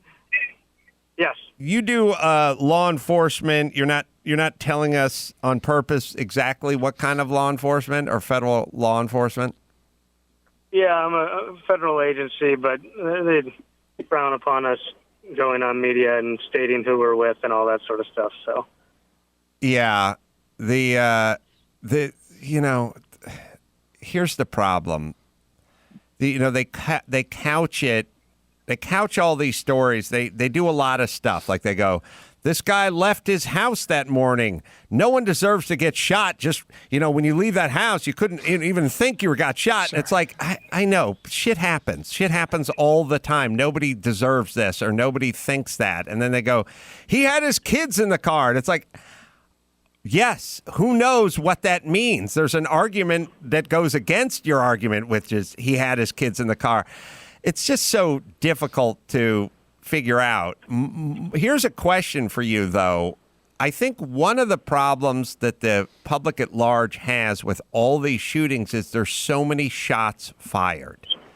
And that seems to be the part that really doesn't sit well. Now, who knows if they'd react better if there were 3 shots fired versus 7 shots fired, but we always kind of get on that. Like, they shot him 7. Why'd they have to shoot him 7 times? And I just assume that once you rip the Band-Aid off of that wound of I'm now shooting my gun, they just shoot. But you tell me, what's the training, Brad? Or, sorry, the training, Steve? Well, yeah, so I get what you're saying. There is, to a degree, it was why'd they shoot him 7 times, but they shot him 7 times and he's still alive. So pistol rounds are kind of one of those things that it can put someone down, but unless you hit him in the right spot, you might not necessarily kill someone either. And we were always taught, they try to teach you are responsible for every bullet that comes out of your gun. So shooting indiscriminately, that's bad. I know I don't know out there, you've talked about it before, something about some like newspaper delivery people in a truck and they put like 100 rounds into this vehicle out there. That's bad news. Yeah. If you're just shooting 100 rounds and 3 of them land, well, that's major problems. But when you're in a gunfight, when we get trained, we see stuff all the time of guys will be shooting at a subject, and there's been people afterwards that they say, like, I don't understand. I was shooting him and nothing was hitting. I thought I was hitting him. And then they tell him, you did, but he just didn't. I think we get conditioned to think that, like, 2 rounds is going to take someone down, and it doesn't a lot of times. You can take 2 rounds and stay in the fight, no problem. You can take 5 rounds and stay in the fight. So as to whether or not how many rounds are needed, I guess that's just a case-by-case basis and determining how long it takes for someone to go down. Look at 50 Cent. Guy got shot 8 times. He was in the recording studio later that afternoon. True story. Look it up. Hey, thanks for your service, Steve. I had that thought about wearing a hat that said Back the Blue or whatever it is. I feel like in these days that could get me out of a ticket. Do you agree with that? It might, I guess maybe not around here. I'm in the Midwest. I'm going to file it under It Couldn't Hurt. That's what I'm going to do. Let's see. Someone has a question about this and about that. We're working. This is for Gina, but mostly for Bryan. We're starting to work on the KROQ doc at the other studio, and I came across a booklet, boxes of stuff that people are dropping off, and I have like the Weenie Roast from June 1997. Okay. I have the Weenie Roast from June 1996, and I'm having these floods of memories because these are like me going to the Weenie Roast. Oh, sure. As a new member of KROQ and even in 95, and this mysterious, exciting, interesting world. The bands from the KROQ Weenie Roast for 1996 were Red Hot Chili Peppers, Sure. No Doubt, Yep. Kiss, Nice. The Verve Pipe, Oh, We were only freshmen. Fugees, Yep. Korn, Yep. Lush, 311, Okay. Garbage, Damn. Goldfinger, and Everclear. And That's then a hell of a show. I'm looking at the picture from the KROQ from 97, and Jimmy the Sports Guy is wearing glasses and has a cigar in his mouth. It's kind of a weird look because I've never known Jimmy to smoke a cigar. The lineup for 97 Weenie Roast, God, these I don't know if we'll ever see these days again. The Cure, Squirrel Nut Zippers, Yeah. Blur, Foo Fighters, Chemical Brothers, Yeah. The Offspring, The Wallflowers, Third Eye Blind, Pretty Oasis. far down the list for some big bands. I know. Oasis. Oh my God! Oasis. The biggest band. Like eighth billing. The biggest band in the world at the time. Mighty Mighty Boss Tones, Radiohead, Jesus. Social Distortion, Real Big Fish, and Echo and the Bunnymen. Bunnymen. A lot of ska that year. I remember That was a painful era. there's pictures of me air playing the trumpet up on stage, I think, with Real Big Fish because they just invited me around. It was the best. You just catch a beer buzz and walk around, and there'd be the Boss Tones trailer, and be like, "Hey, Dickie," and you're like, "Have a beer, Ace Man," and just hang out, and then go up on stage and screw around with the trumpet up there. Wasn't Korn the band from the Man Show bit?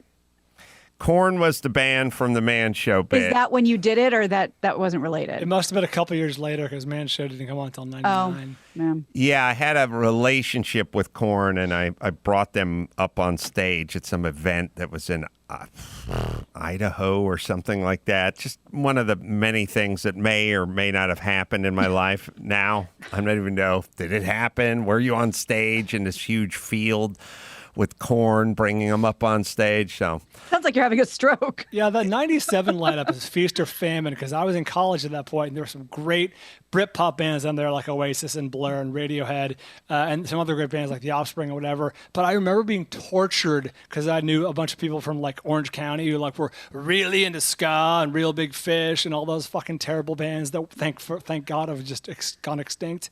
There you. yes. Yeah. Sell out with me. Fuck off. I like ska. That song is the intro for Who the Fuck Sells This Shit, by the way. Sell out.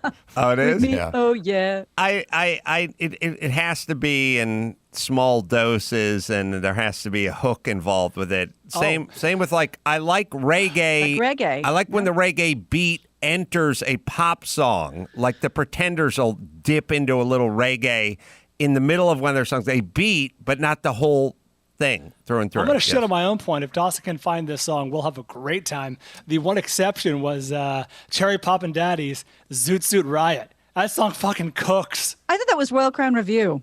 Ooh. Pretty sure it's I'm not Cherry even going to Poppin' look Or did for they it, all Brian. just I'm record it at the disgusted. same Oh, yeah. Could have been Squirrel in a Zipper. No, it wasn't. Dawson's disgusted, he says. I'm not looking Oh, for it's a that. good song. No, it's He not. says he's not. No, it's definitely a good song. We have some music as long as we're going that direction. I was driving down to Malibu with Sonny listening to like the 80s channel, and one of the worst remakes ever. Now, to me, there's two things what you do with a remake. You can make it better. You can go Cat Stevens kind of calypso, Sam Cooke, Saturday Night, Ain't Got Nobody, which is fine. But the worst thing you can do is just do a remake that kind of sounds the exact same as the song that you're remaking. Yes. One of the fair. best examples is when Dawson did the Toolbox a couple of days ago. Joe Cocker's Get By with a Little Help from My Friends. Right. I love you guys know I'm a Beatles truther. It is 10 times better than the Beatles. Oh, version. yeah. Right. Perfect example. This is a bad example of a remake. This is Duran Duran. Enter. You have a playlist. Why would this make it onto your playlist? Do you know what I'm saying? Why should this be? It's not a federal mandate that you play the song once. It's not like we're in Canada, and we got to hear a BTO song every 20 minutes.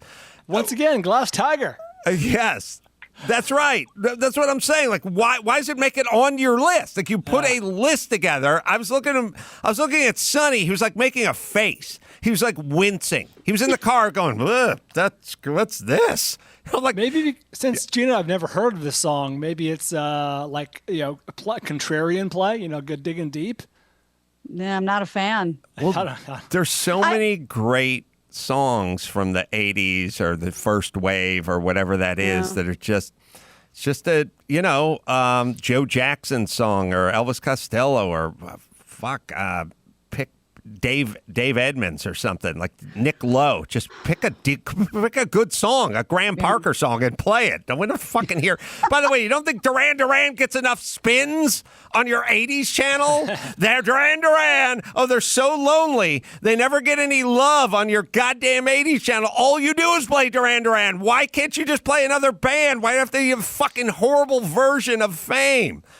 Oh, Yeah, that was no good. But if we're talking about 80s remakes, now we all understand that in the mid 80s, a lot of songs didn't hold up. A lot of pop songs don't hold up. A lot of remakes didn't need to be made. Now, granted, did all of my friends and I get introduced to I Think We're Alone Now through Tiffany? Yes, we did. But what about Bananarama's cover of Venus? I stand by Not it. bad. I kind of like that one. Me too. Spunky. No problems with that. It's paced up. It's like it's fun. Yep. I'd make a horrible engineer because he goes, I come home with my pay, mother-in-law. She asked me what I made, excuse me, sorry. It's ask, huh? Ask. That's what I said. I said ask. You said ask? Oh, let's just try it again. Because if you listen to that song, you go, he asked me what I paid me, mother-in-law. Yeah, it's funny. It's funny. People used to talk shit. They talk about my girlfriend's fat, but she sure can't cook or whatever. Yes. Like, you want an ugly girl. You want an ugly girlfriend. You got a horrible mother-in-law. Never make a pretty girl your wife. Right. You talk too much. You're worrying my pet. All right, let me hit Albert here. Finance apps lack humanity. Albert combines real human guidance with proven technology so you stay in control. Love this app. It looks great. So easy to use. I wish it'd been around when I was broke. Where were all these great apps when I was broke? Albert, it's Albert Genius.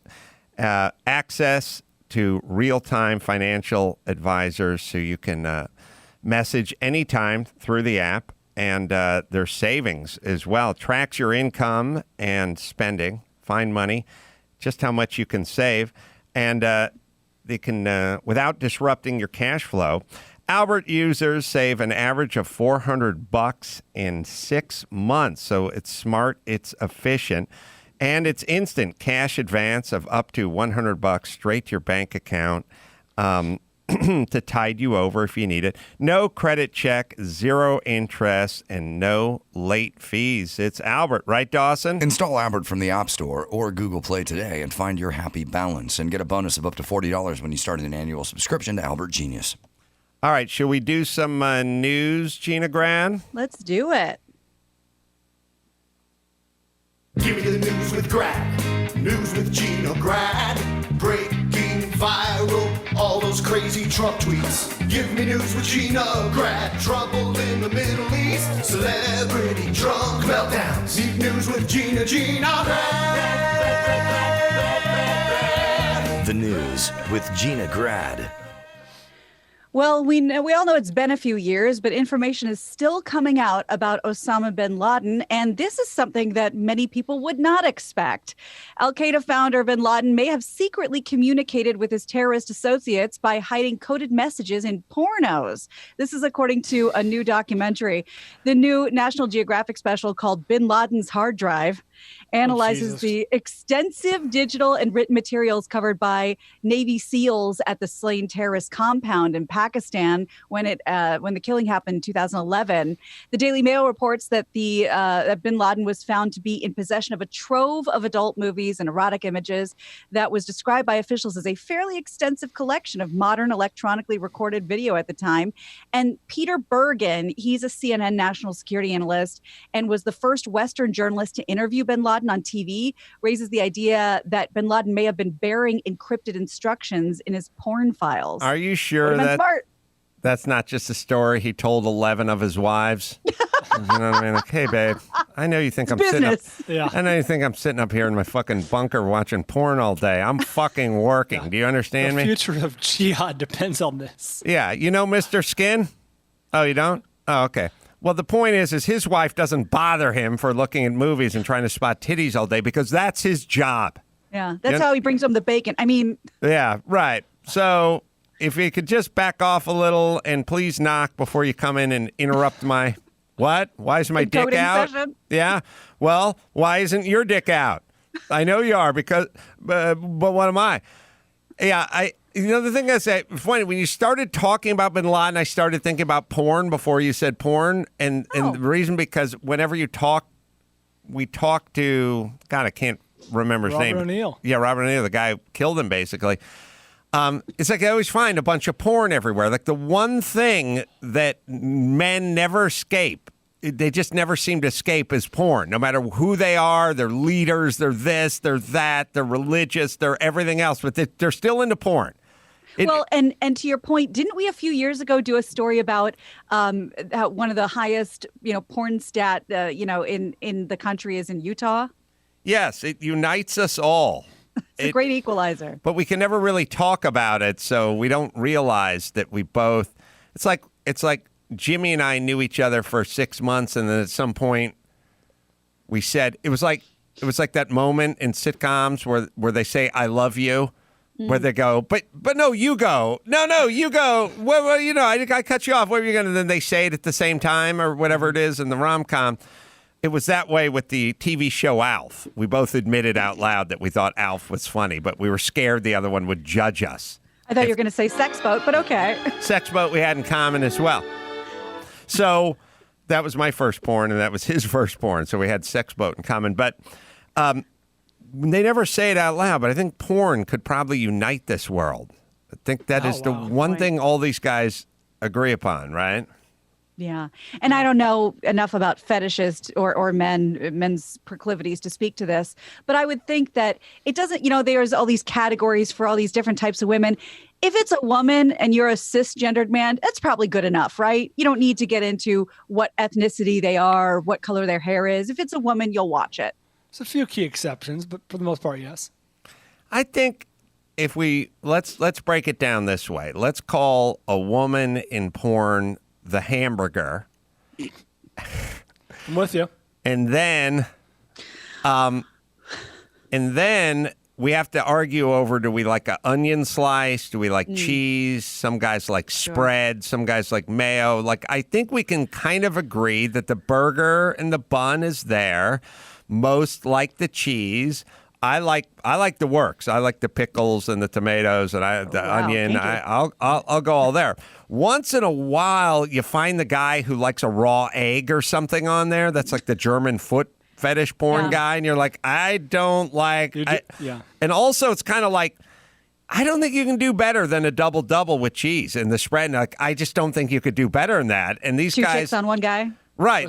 These guys are adding all this shit onto their burger, Animal style. right? But they're a little bit. I think they're kind of outliers. I think most guys like the burger, the cheeseburger, they like a little mayo or mustard or whatever. I'm not judging whether you say hold the pickles or I like lettuce on mine. That's all in the same camp. It's There's a reason why McDonald's sells more burgers than everyone else combined. People just like the burger. Like I said, just riding in, when I drive in, I drive right past this McDonald's, and I drive past a drive-in at McDonald's, and I was driving at, I guess it was noon, so it was lunchtime. There were 31 cars in this drive-thru. Yep. I mean, it was I believe it. Way out the driveway, way down the street, and now it's starting to spill into the major thoroughfare. So I don't even know what they're going to do. But also, as desperate as people are for McDonald's, I also realize, as we talked about, people can spend so much time in their car now because you have all your iTunes and your podcasts and your internet stuff, your radio stuff, your phone. Just the fact you have your phone on. I think people are.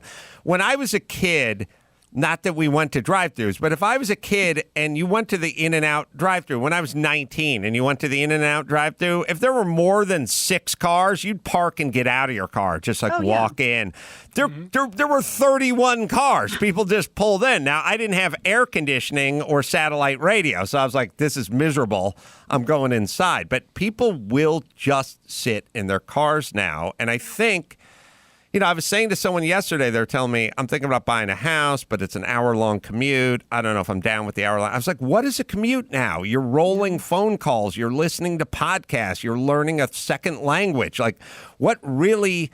You're listening to Freakonomics, you're listening to a book on tape or whatever, audiobook. Like what really is a commute these days? Just the fact that you can communicate with others. You can talk to people. You can have casual, friendly conversations, or you can get business done. Like, what is it? It doesn't mean what it used to mean.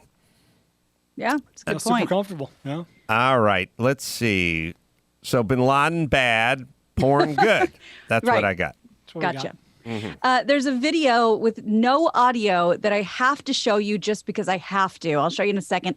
So everyone knows that Tom Cruise likes to do his own stunts, but this latest one that they've been teasing is insane.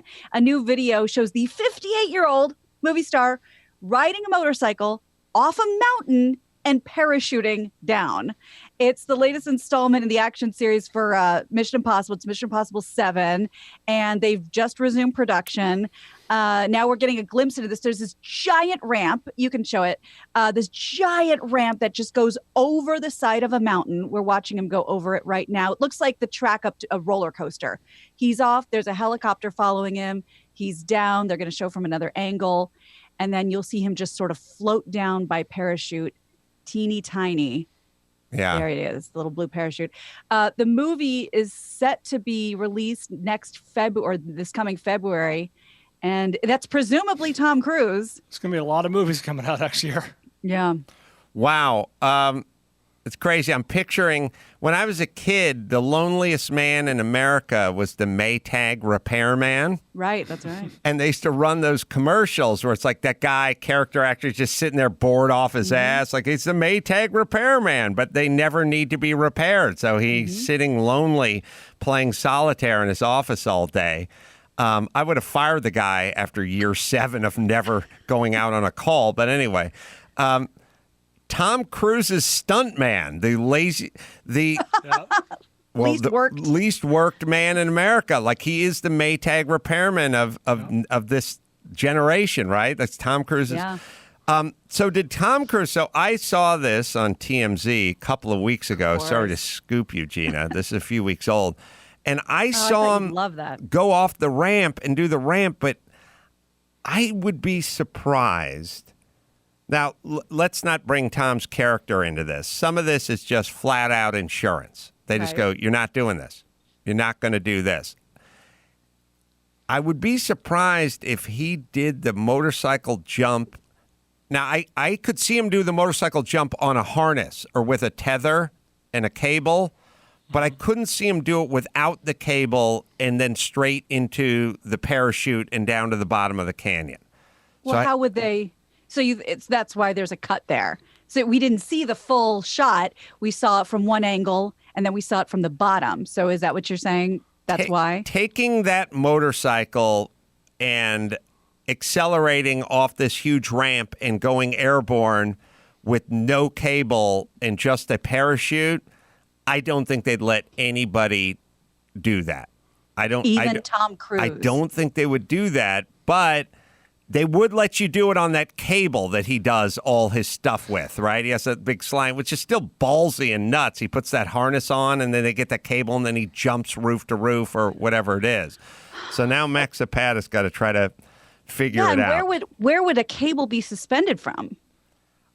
Somewhere above him, because if it's below you, oh, is that right? It loses its effectiveness. Thank you, Bill Nye. There was a helicopter above him. But it was behind him. Yeah, I don't think it can be the helicopter. I think it has to be something above. I think I saw a version of it where he did it and jumped off the bike and kind of dangled, but I don't know. Oh, I got to see this. If he just went and did it with the parachute, that is Travis Pastrana shit there. And I'm also, it's insane, but also I just don't think they'd let you try that. So he's the producer of the movie. Adam, this story around it that way.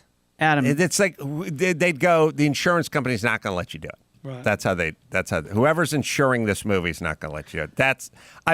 I've had that happen where they just go, you're trying to do a man show bit or anything, they're not going to let you do it. I've had that. So, but I don't know. You tell us. Adam, so what you saw was him practicing for the stunt with wires in England. And so this story is new. Oh, yeah, Gina was not scooped by TMZ. And he just did it flat out? What we know is just what the video says. So as nobody's saying that there wasn't any cables. So two weeks ago, he was practicing with the cables. Yes. Oh, and that's what I saw. Yes. And in the article, and that's why I said it says presumably Tom Cruise. So there's a little mystery around it, but yeah, it's a different video. It's ballsy as hell, and I love it. I still can't wrap my mind around him just firing down that ramp with nothing but a parachute. That is just insane. So kudos to him if he did it. I'm still, I got one eyebrow up a little. I just gotta. So the one I'm looking at on the right is him with the cable. That's him practicing. Yes. Oh, okay, and then later on, Jesus Christ. It's insane.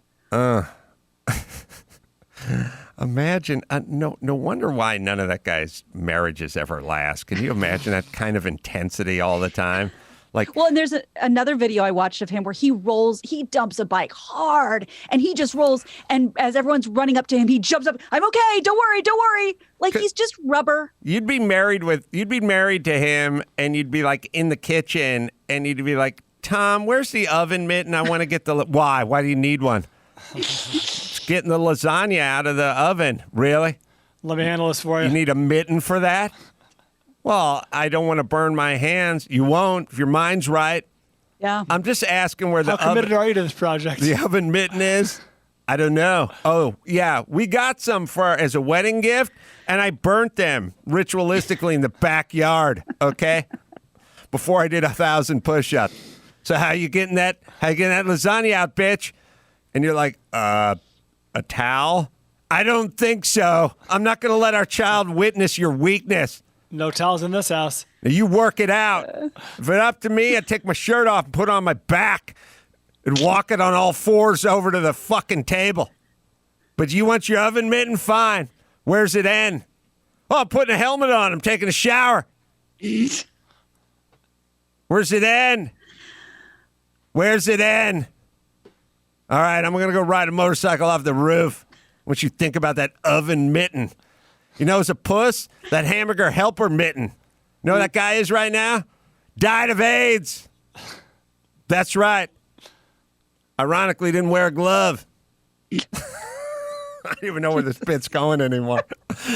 Too intense, right? He'd come in and you'd be watching like Real Housewives of Orange County. He'd just be all judging the shit out of you. Like, I just rode a horse through a river. Oh, but continue with your real housewife. Yeah, awesome. You. Tell me if you want me to turn you over every 2 hours so you don't get bed sores. Now I'm going to go out ride another horse, and I'm going through a river again. This time I'm going long ways. Most people cross rivers. I go long ways, bitch. I traverse them. You want to use that oven mitten to operate your car, or you good with just putting your plain hands on the steering wheel? Oof. Too intense, right? Yeah. Tom, I've been thinking over. I think I'm going to take my daughter and escape in the night, if that's okay with you. All right. Let's bring it home, Gina Grad. You got it. I'm Gina Grad, and that's the news. Gina Grad. That was the news with Gina Grad. All right, let me hit our crowd. Wish you were early on some of the best performing IPOs in 2019 or 2020. Well, I think we all do. With our crowd, you can get it. Accredited investors have access to invest directly, easy, and most importantly, early. So you can get in on some of the action early and maximize your profits. Our crowd investors benefited from companies IPOing like Beyond Meat or being bought up by companies like Intel, Nike, Microsoft, and Oracle. Today, you can join our crowd's investment in Texi, a software startup helping technicians and customers, service teams, see what the customer sees without ever stepping inside of the home or office. It's easy. It's safe, it's fast, and revolutionizing how companies like Vodafone, Verizon, and Samsung support customers. It is our crowd. Right, Dawson? Get in early on Texi and other unique opportunities at ourcrowd.com/Adam. If you're interested in investing, you need to join Our Crowd. The Our Crowd account is free. Just go to ourcrowd.com/Adam. All right, let's take a break, and we'll come back with Cesario and the sports right after this. It's time to break down the game film and look at the X's and O's, the KOs and the O-Nos from the world of sports. BetOnline presents All Balls, All Sports. Hey, it's Chet Waterhouse with the Bet Online mini update, sponsored by Bananas, the banana guaranteed to ripen tomorrow. NBA, Clippers Kawhi Leonard blocked an attempted dunk with his middle finger. Then he stole the ball using the devil's horns. NFL, our number 2 story, rumors the Browns' Odell Beckham likes a woman to poop on him. Ironically, I read this story while on the toilet. And finally, the Bears off-season trade for Nick Foles. Then they named Mitch Trubisky their starting quarterback. Sure, leave the Aston Martin in the garage. Let's take the Toyota MR2 for a spin. This mini update sponsored by Incognito. You'd never guess we're plumbers. Jeff? I thank you, Chet. Let's dive in on these headlines. The story taking its rightful place on the throne. Odell Beckham, rumored to enjoy having a woman poop on him. This was revealed by top-notch source, rapper Chief Keef's baby mama, whose nickname is Slim Danger. She was on the No Jumper podcast on Hot New Hip Hop. And she revealed that she had once been called, and he requested I guess you could call it a talent reel, because she had to make a tape of herself pooping. And then he said, yeah, that's it. You're on. So the classic Danny Thomas comes back to life. Well, I guess Odell likes a quail egg on his burger. Using the analogy we were talking about earlier, sort of porn being a hamburger and how do you like it? But you guys tell me when things don't make sense sexually, you know what I mean? When you go, why? Like who would be into that? Are they into it, or are they into the effort? You know what I mean? Like here's something, let me figure out a thing you would like to do the least sexually, and that's what I would like you to do. There are a handful of these guys. out there. They're the you got to prove it to me guy. They're not really I like this. I like the note. Maybe they can't parse it out or even separate it. I like that you don't want to do this, and the fact that you're doing it, because sex is sort of, if you think about, if you break sex down, and maybe I'm the only man in America that thinks this way, I'll admit that going in. There's kind of two elements. There's like, I have this physical gratification, and then there's like, oh, she's letting me feel her boobie. Like you're in junior high, like, oh, I bet she doesn't really want to do this, but she's letting me do this thing. Like there's an element of is I am getting away with this thing. So maybe, and the more taboo, the more you're getting away with. Right. That's a good point. And like you've said several times, a lot of people are like, that's not true. She's making that up. When you get into certain details, I have a hard time believing this didn't happen. Jeff, I don't know if you've seen that. We have the video. Yeah. What? And it's pretty magical. My God, of her talking about it. You tell me this didn't happen. Yeah. When the video's a part of the story. Baby. You can't, you gotta, you can keep it. bombs. Okay, I will tell y'all the story. Allegedly. Allegedly. We're avoiding lawsuits here. Yeah, allegedly. We're dodging Okay. Yes, he loves to be shitted on. Ooh. Okay, that was my first time ever. I never You thought... did it? You actually did it? I actually couldn't shit. Okay, I couldn't shit. Okay, I don't think I could shit on demand either. What the fuck? I could not do it. That was something like I'm a wild ass. I could do some freak asshole shit. You know what I'm saying? But the shit part, you can't just do that to me like on spot. What? Like shit on right me now. Okay, he wanted me to come on a plane. And he was like, make sure you don't have any underwear. Don't take a shower for 24 hours. And I'm like, damn, what the fuck you on? But he was like, take a picture. This is how I got flown out. He was like, take a picture of me. You shitting. So I was like, all right, fuck, I can do that. So I took a whole video, bitch. What you want? I was like, I love you. You took a video? Of me shitting. So I hold sent it to on. him. I'm sorry. I'm confused. Maybe pause it for a second. Are they talking about Fran Tarkington or are they talking about another NFL player?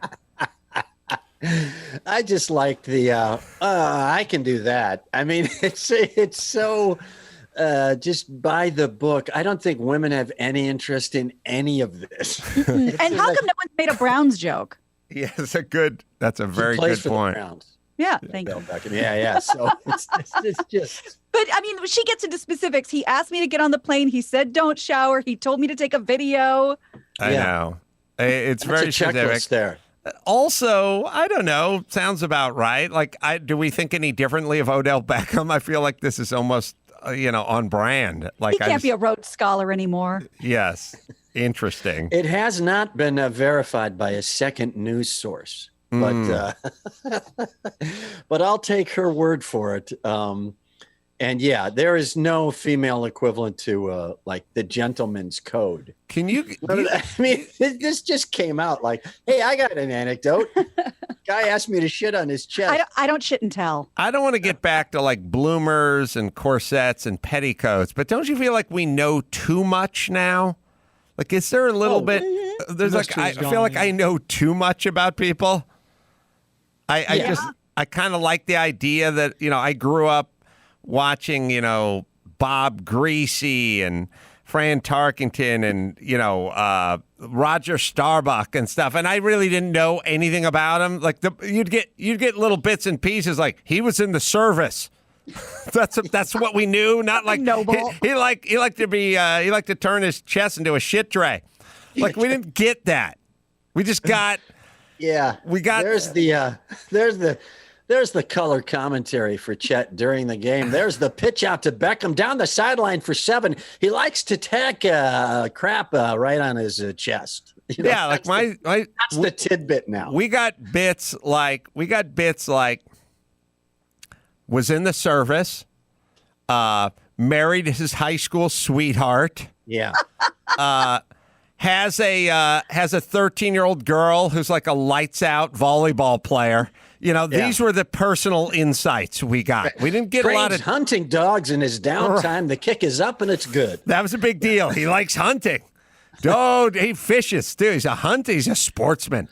during the off season. He's a sportsman, or he's got a car dealership and he'll customize vans or something like that. It was nothing personal, nothing about what's going on. No ex-wife. Doesn't mind a collapsed rectum down and out. He's got it in the corner. Right. I mean, it's a weird, very weird thing. Well, think about the process. My son loves Odell Beckham and is probably picking him on his fantasy football team. You know what I'm saying? Like he has to now, I don't know, measure the man against the athlete against the Duke Meister. Although he's responded on his Instagram. Yeah, I posted a picture in the caption. It reads, "Can't knock me off my pivot no matter what shit's thrown my way." Oh. And then his girlfriend also responded with some poop emojis and an asterisk, "You mean on you?" And he responded, "You know me too well, shit's crazy." After you shit twice? Wow. All right. He's just going right at it. You got to give him credit for that. He's not juking it. He's leaning into it. Yeah, he's leaning into it. And with, everybody nowadays, the news cycle is, 2 days, maybe? Right. So he figures this will blow up. Nobody's going to care.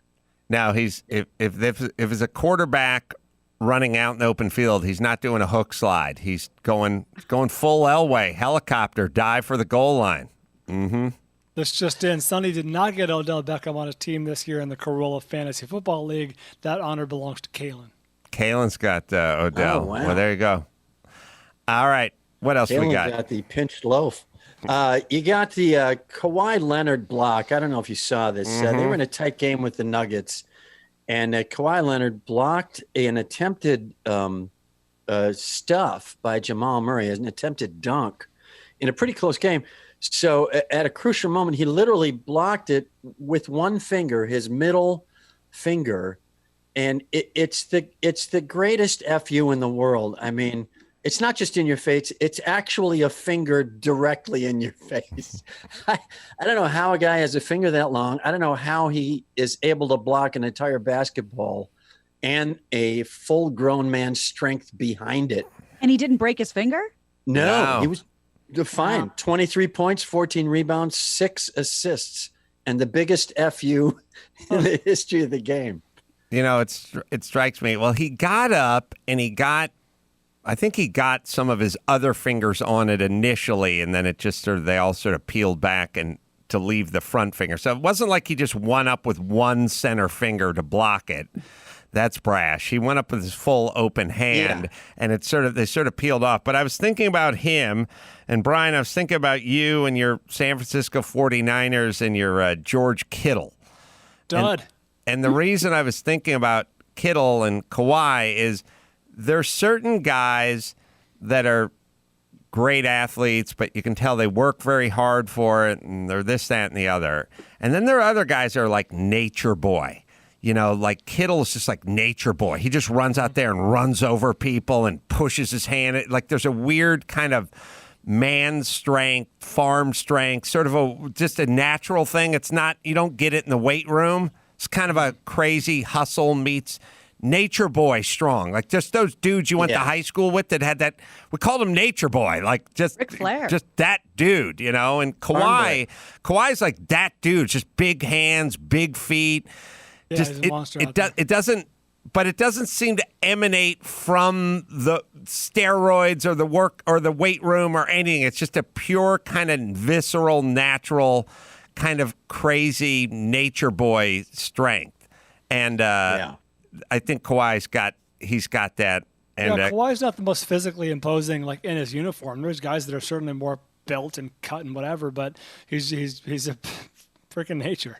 When you see Kittle play, like when you see him block, that's exactly, you see the same thing. Just he's smaller than half the guys he's blocking, and he's just running them into the ground. Lanky. Yeah, and well, that's the whole thing about the nature boy thing is crazy leverage, like just weird long with leverage. That's the nature boy thing. It's not short and big muscles. It's kind of long and leveragey. I mean, he just vertical leap's got to be 35, 38 inches. Just goes straight up. See some George Kittle. Yeah. All right. What else we got? Well, let's keep it in football. The let's see, where are they here? In Corpus Christi, Texas, outside of Corpus Christi, Texas, there is a town called Robstown. And the nickname of their sports team, which was unintentionally revealed on Twitter, is the Robstown Cotton Pickers. Oh, yeah. And they're normal. Oh, they have a mascot and everything. Oh, dear. Oh, brother. And the local sports reporter, Chris Thomason, normally calls them just the Pickers, which to me almost sounds as bad, but it actually got out that the full name is the Cotton Pickers. They actually consulted with the local community down in Robstown around Corpus Christi, and it's a lot of Latinos down there, heavily Latino. And there is a lot of the cotton industry down there, so they pick cotton for a living. They did not think it was particularly offensive, at least in the Latino community. So the school board stuck with the name until it kind of broadened out and people realized, oh, maybe there's a world larger than Robstown. Well, the thing about might want to acknowledge. The thing about Corpus Christi is when you're talking to the city council about changing your name, you're starting off with our town is named Body of Christ. Yeah. Or Corpse of Christ. I mean, I guess Corpse of Christ. Corpse of Christ. So where do you really? Where's Cotton Pickers in the big scheme of things? We're living in the corpse of Christ.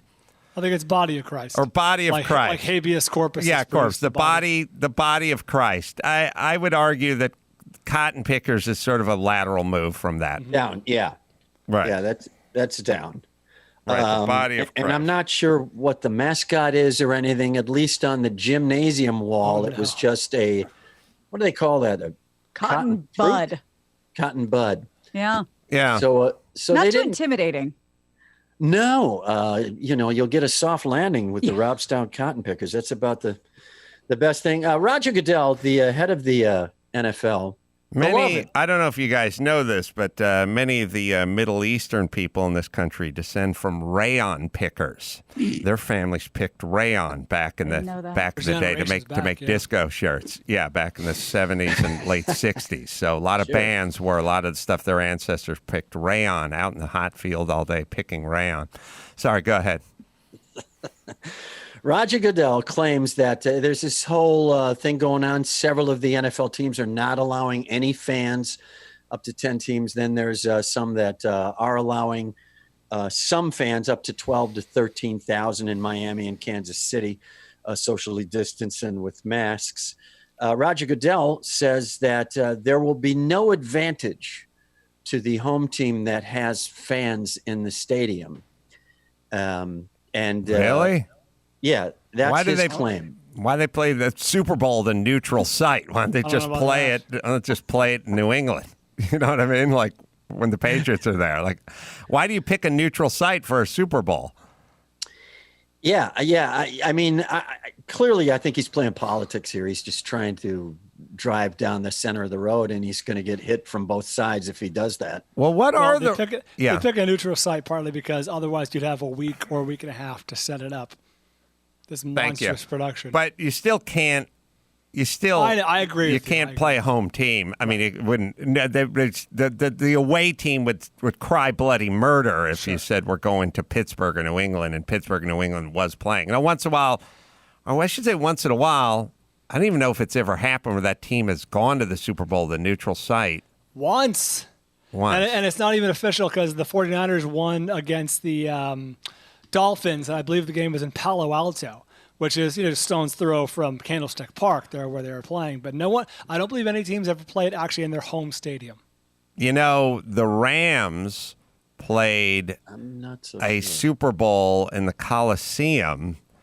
Oh, sorry, in the Rose Bowl. Which was the same. Now, the Rose Bowl is 8 miles from the Coliseum, like as the crow flies. I mean, it's right there. But there were still more Pittsburgh Steelers fans in the crowd, if you remember that game back in the 79. So it didn't help them.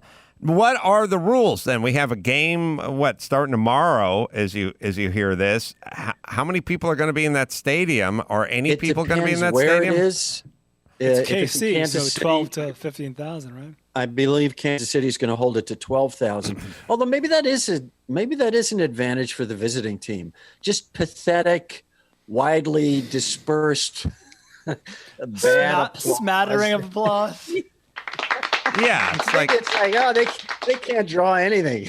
it's like Spinal Tap when they went to Magic Mountain and they were going to do the rebirth of Spinal Tap at their jazz fusion. You know what I mean? They went out to the crowd. Like it's sadder to have a smattering of humanity than no humanity. Yeah. Yeah. Mm-hmm. Yeah. I think it could create actually a swell of confidence in the visiting team. I'd rather hear nothing than a smattering. Who are the stadiums that are having nothing, or the home teams that are having nothing? Do we? There are 10 teams. I believe Green Bay is one of them. Both New York teams, the Giants and the Jets. Both LA teams. I think the Niners are going fanless. And there's anything in California feels like probably as well. I would guess Arizona, Louisiana, any place that's been considered a hot spot. I would imagine they don't have fans. I didn't even. It's just a guess. I'll bet you. I know the SEC's playing football, so you know. I think it's probably more the governor and the mayor and the whatever and politics probably than even hot spots these days. I just think it's like some have declared we're shutting down and others haven't. Yeah, I don't think the SEC is allowing science to lead the way here. I think they're just going, look, it's football season. That trumps everything. God, I just want to go inside and eat. All right, let me hit Bet Online here. The wait is finally over. Football's back. Well, I think we just made that abundantly clear. And you can still get in on all the action at Bet Online. Opening night, we got KC tomorrow. We got Houston at KC, that is. And that's coming up tomorrow on the 10th. We also have Sunday games, Seahawks, Falcons, Dolphins, Patriots, Cowboys, and Rams. Wonder who's favored in that game. Bet Online gives you more options to wager in any other place online, from game spreads to totals and props and championship futures and more. Head to Bet Online today. Take advantage of all the great season opening bonuses. Visit betonline.ag, our exclusive partner of Podcast One. And don't forget, promo code Podcast One for your sign-up bonus today. Get in on the action at Bet Online. What else we got, Jeff? Oh, you got time for the Bet Online line. Mm-hmm. Tonight, the Celtics and the Raptors. Celts minus 150. That means you bet 150 to win 100. Clippers and Nuggets. Clippers big favorites based on the middle finger block. Minus 366. Thursday night football. Casey still favored big, but the spread moved down to 9. Might be time to grab that bet. Sunday, biggest NFL week 1 favorite is the Colts. Minus 410 versus the Jaguars. That's how bad the Jaguars are. The Colts are favored by that much. And Dancing with the Stars, Adam, the line has moved. Oh. Johnny Ware plus 350. AJ McLean plus 450. And Carol Baskin plus 5,000. I got to get in on Weir, man. I know it's gonna keep moving. And I know this Baskin gal, she figured out a way to kill her husband. Dancing is probably child's play. I may be, when does that start? It's got to start in a couple of few I've been seeing. I'll try to get past the Tyra Banks hosting part. And she may be worse than Ellen, but I will be watching. Is Brady supposed to win this Sunday? Is Tampa Bay favored? What's the spread I don't on? Have that line in front of me. Look up Tampa Bay. Yeah. I'm curious if we think the Rams I think are a push at Dallas. Dallas is favored by 3, but that's considered home field advantage. Yeah, but what's home field these days? Yeah, nowadays, right? yeah. So Bucks are 3.5 point underdogs to the Saints in New Orleans. Oh wow. Yeah, that sounds about right. Dance with the Stars premieres on Monday. Last but not least, I'll tell you about Geico. Right now, Geico's offering a 15% credit on car, motorcycle, and RV policies. That's 15% on top of the money you could already be saving if you're going with Geico. So, never been a better time to switch at geico.com, and you can learn more and save more at geico.com. All right, let's bring it home, Jeff. That's it for All Balls, All Sports. A reminder, everybody here, every Friday, we're placing a bet. One person, one bet, anything on the board. We'll sort it all out the following week. This is Chet Waterhouse reminding you to play with pain. All Balls, All Sports. Presented by Bet Online, your online sportsbook expert.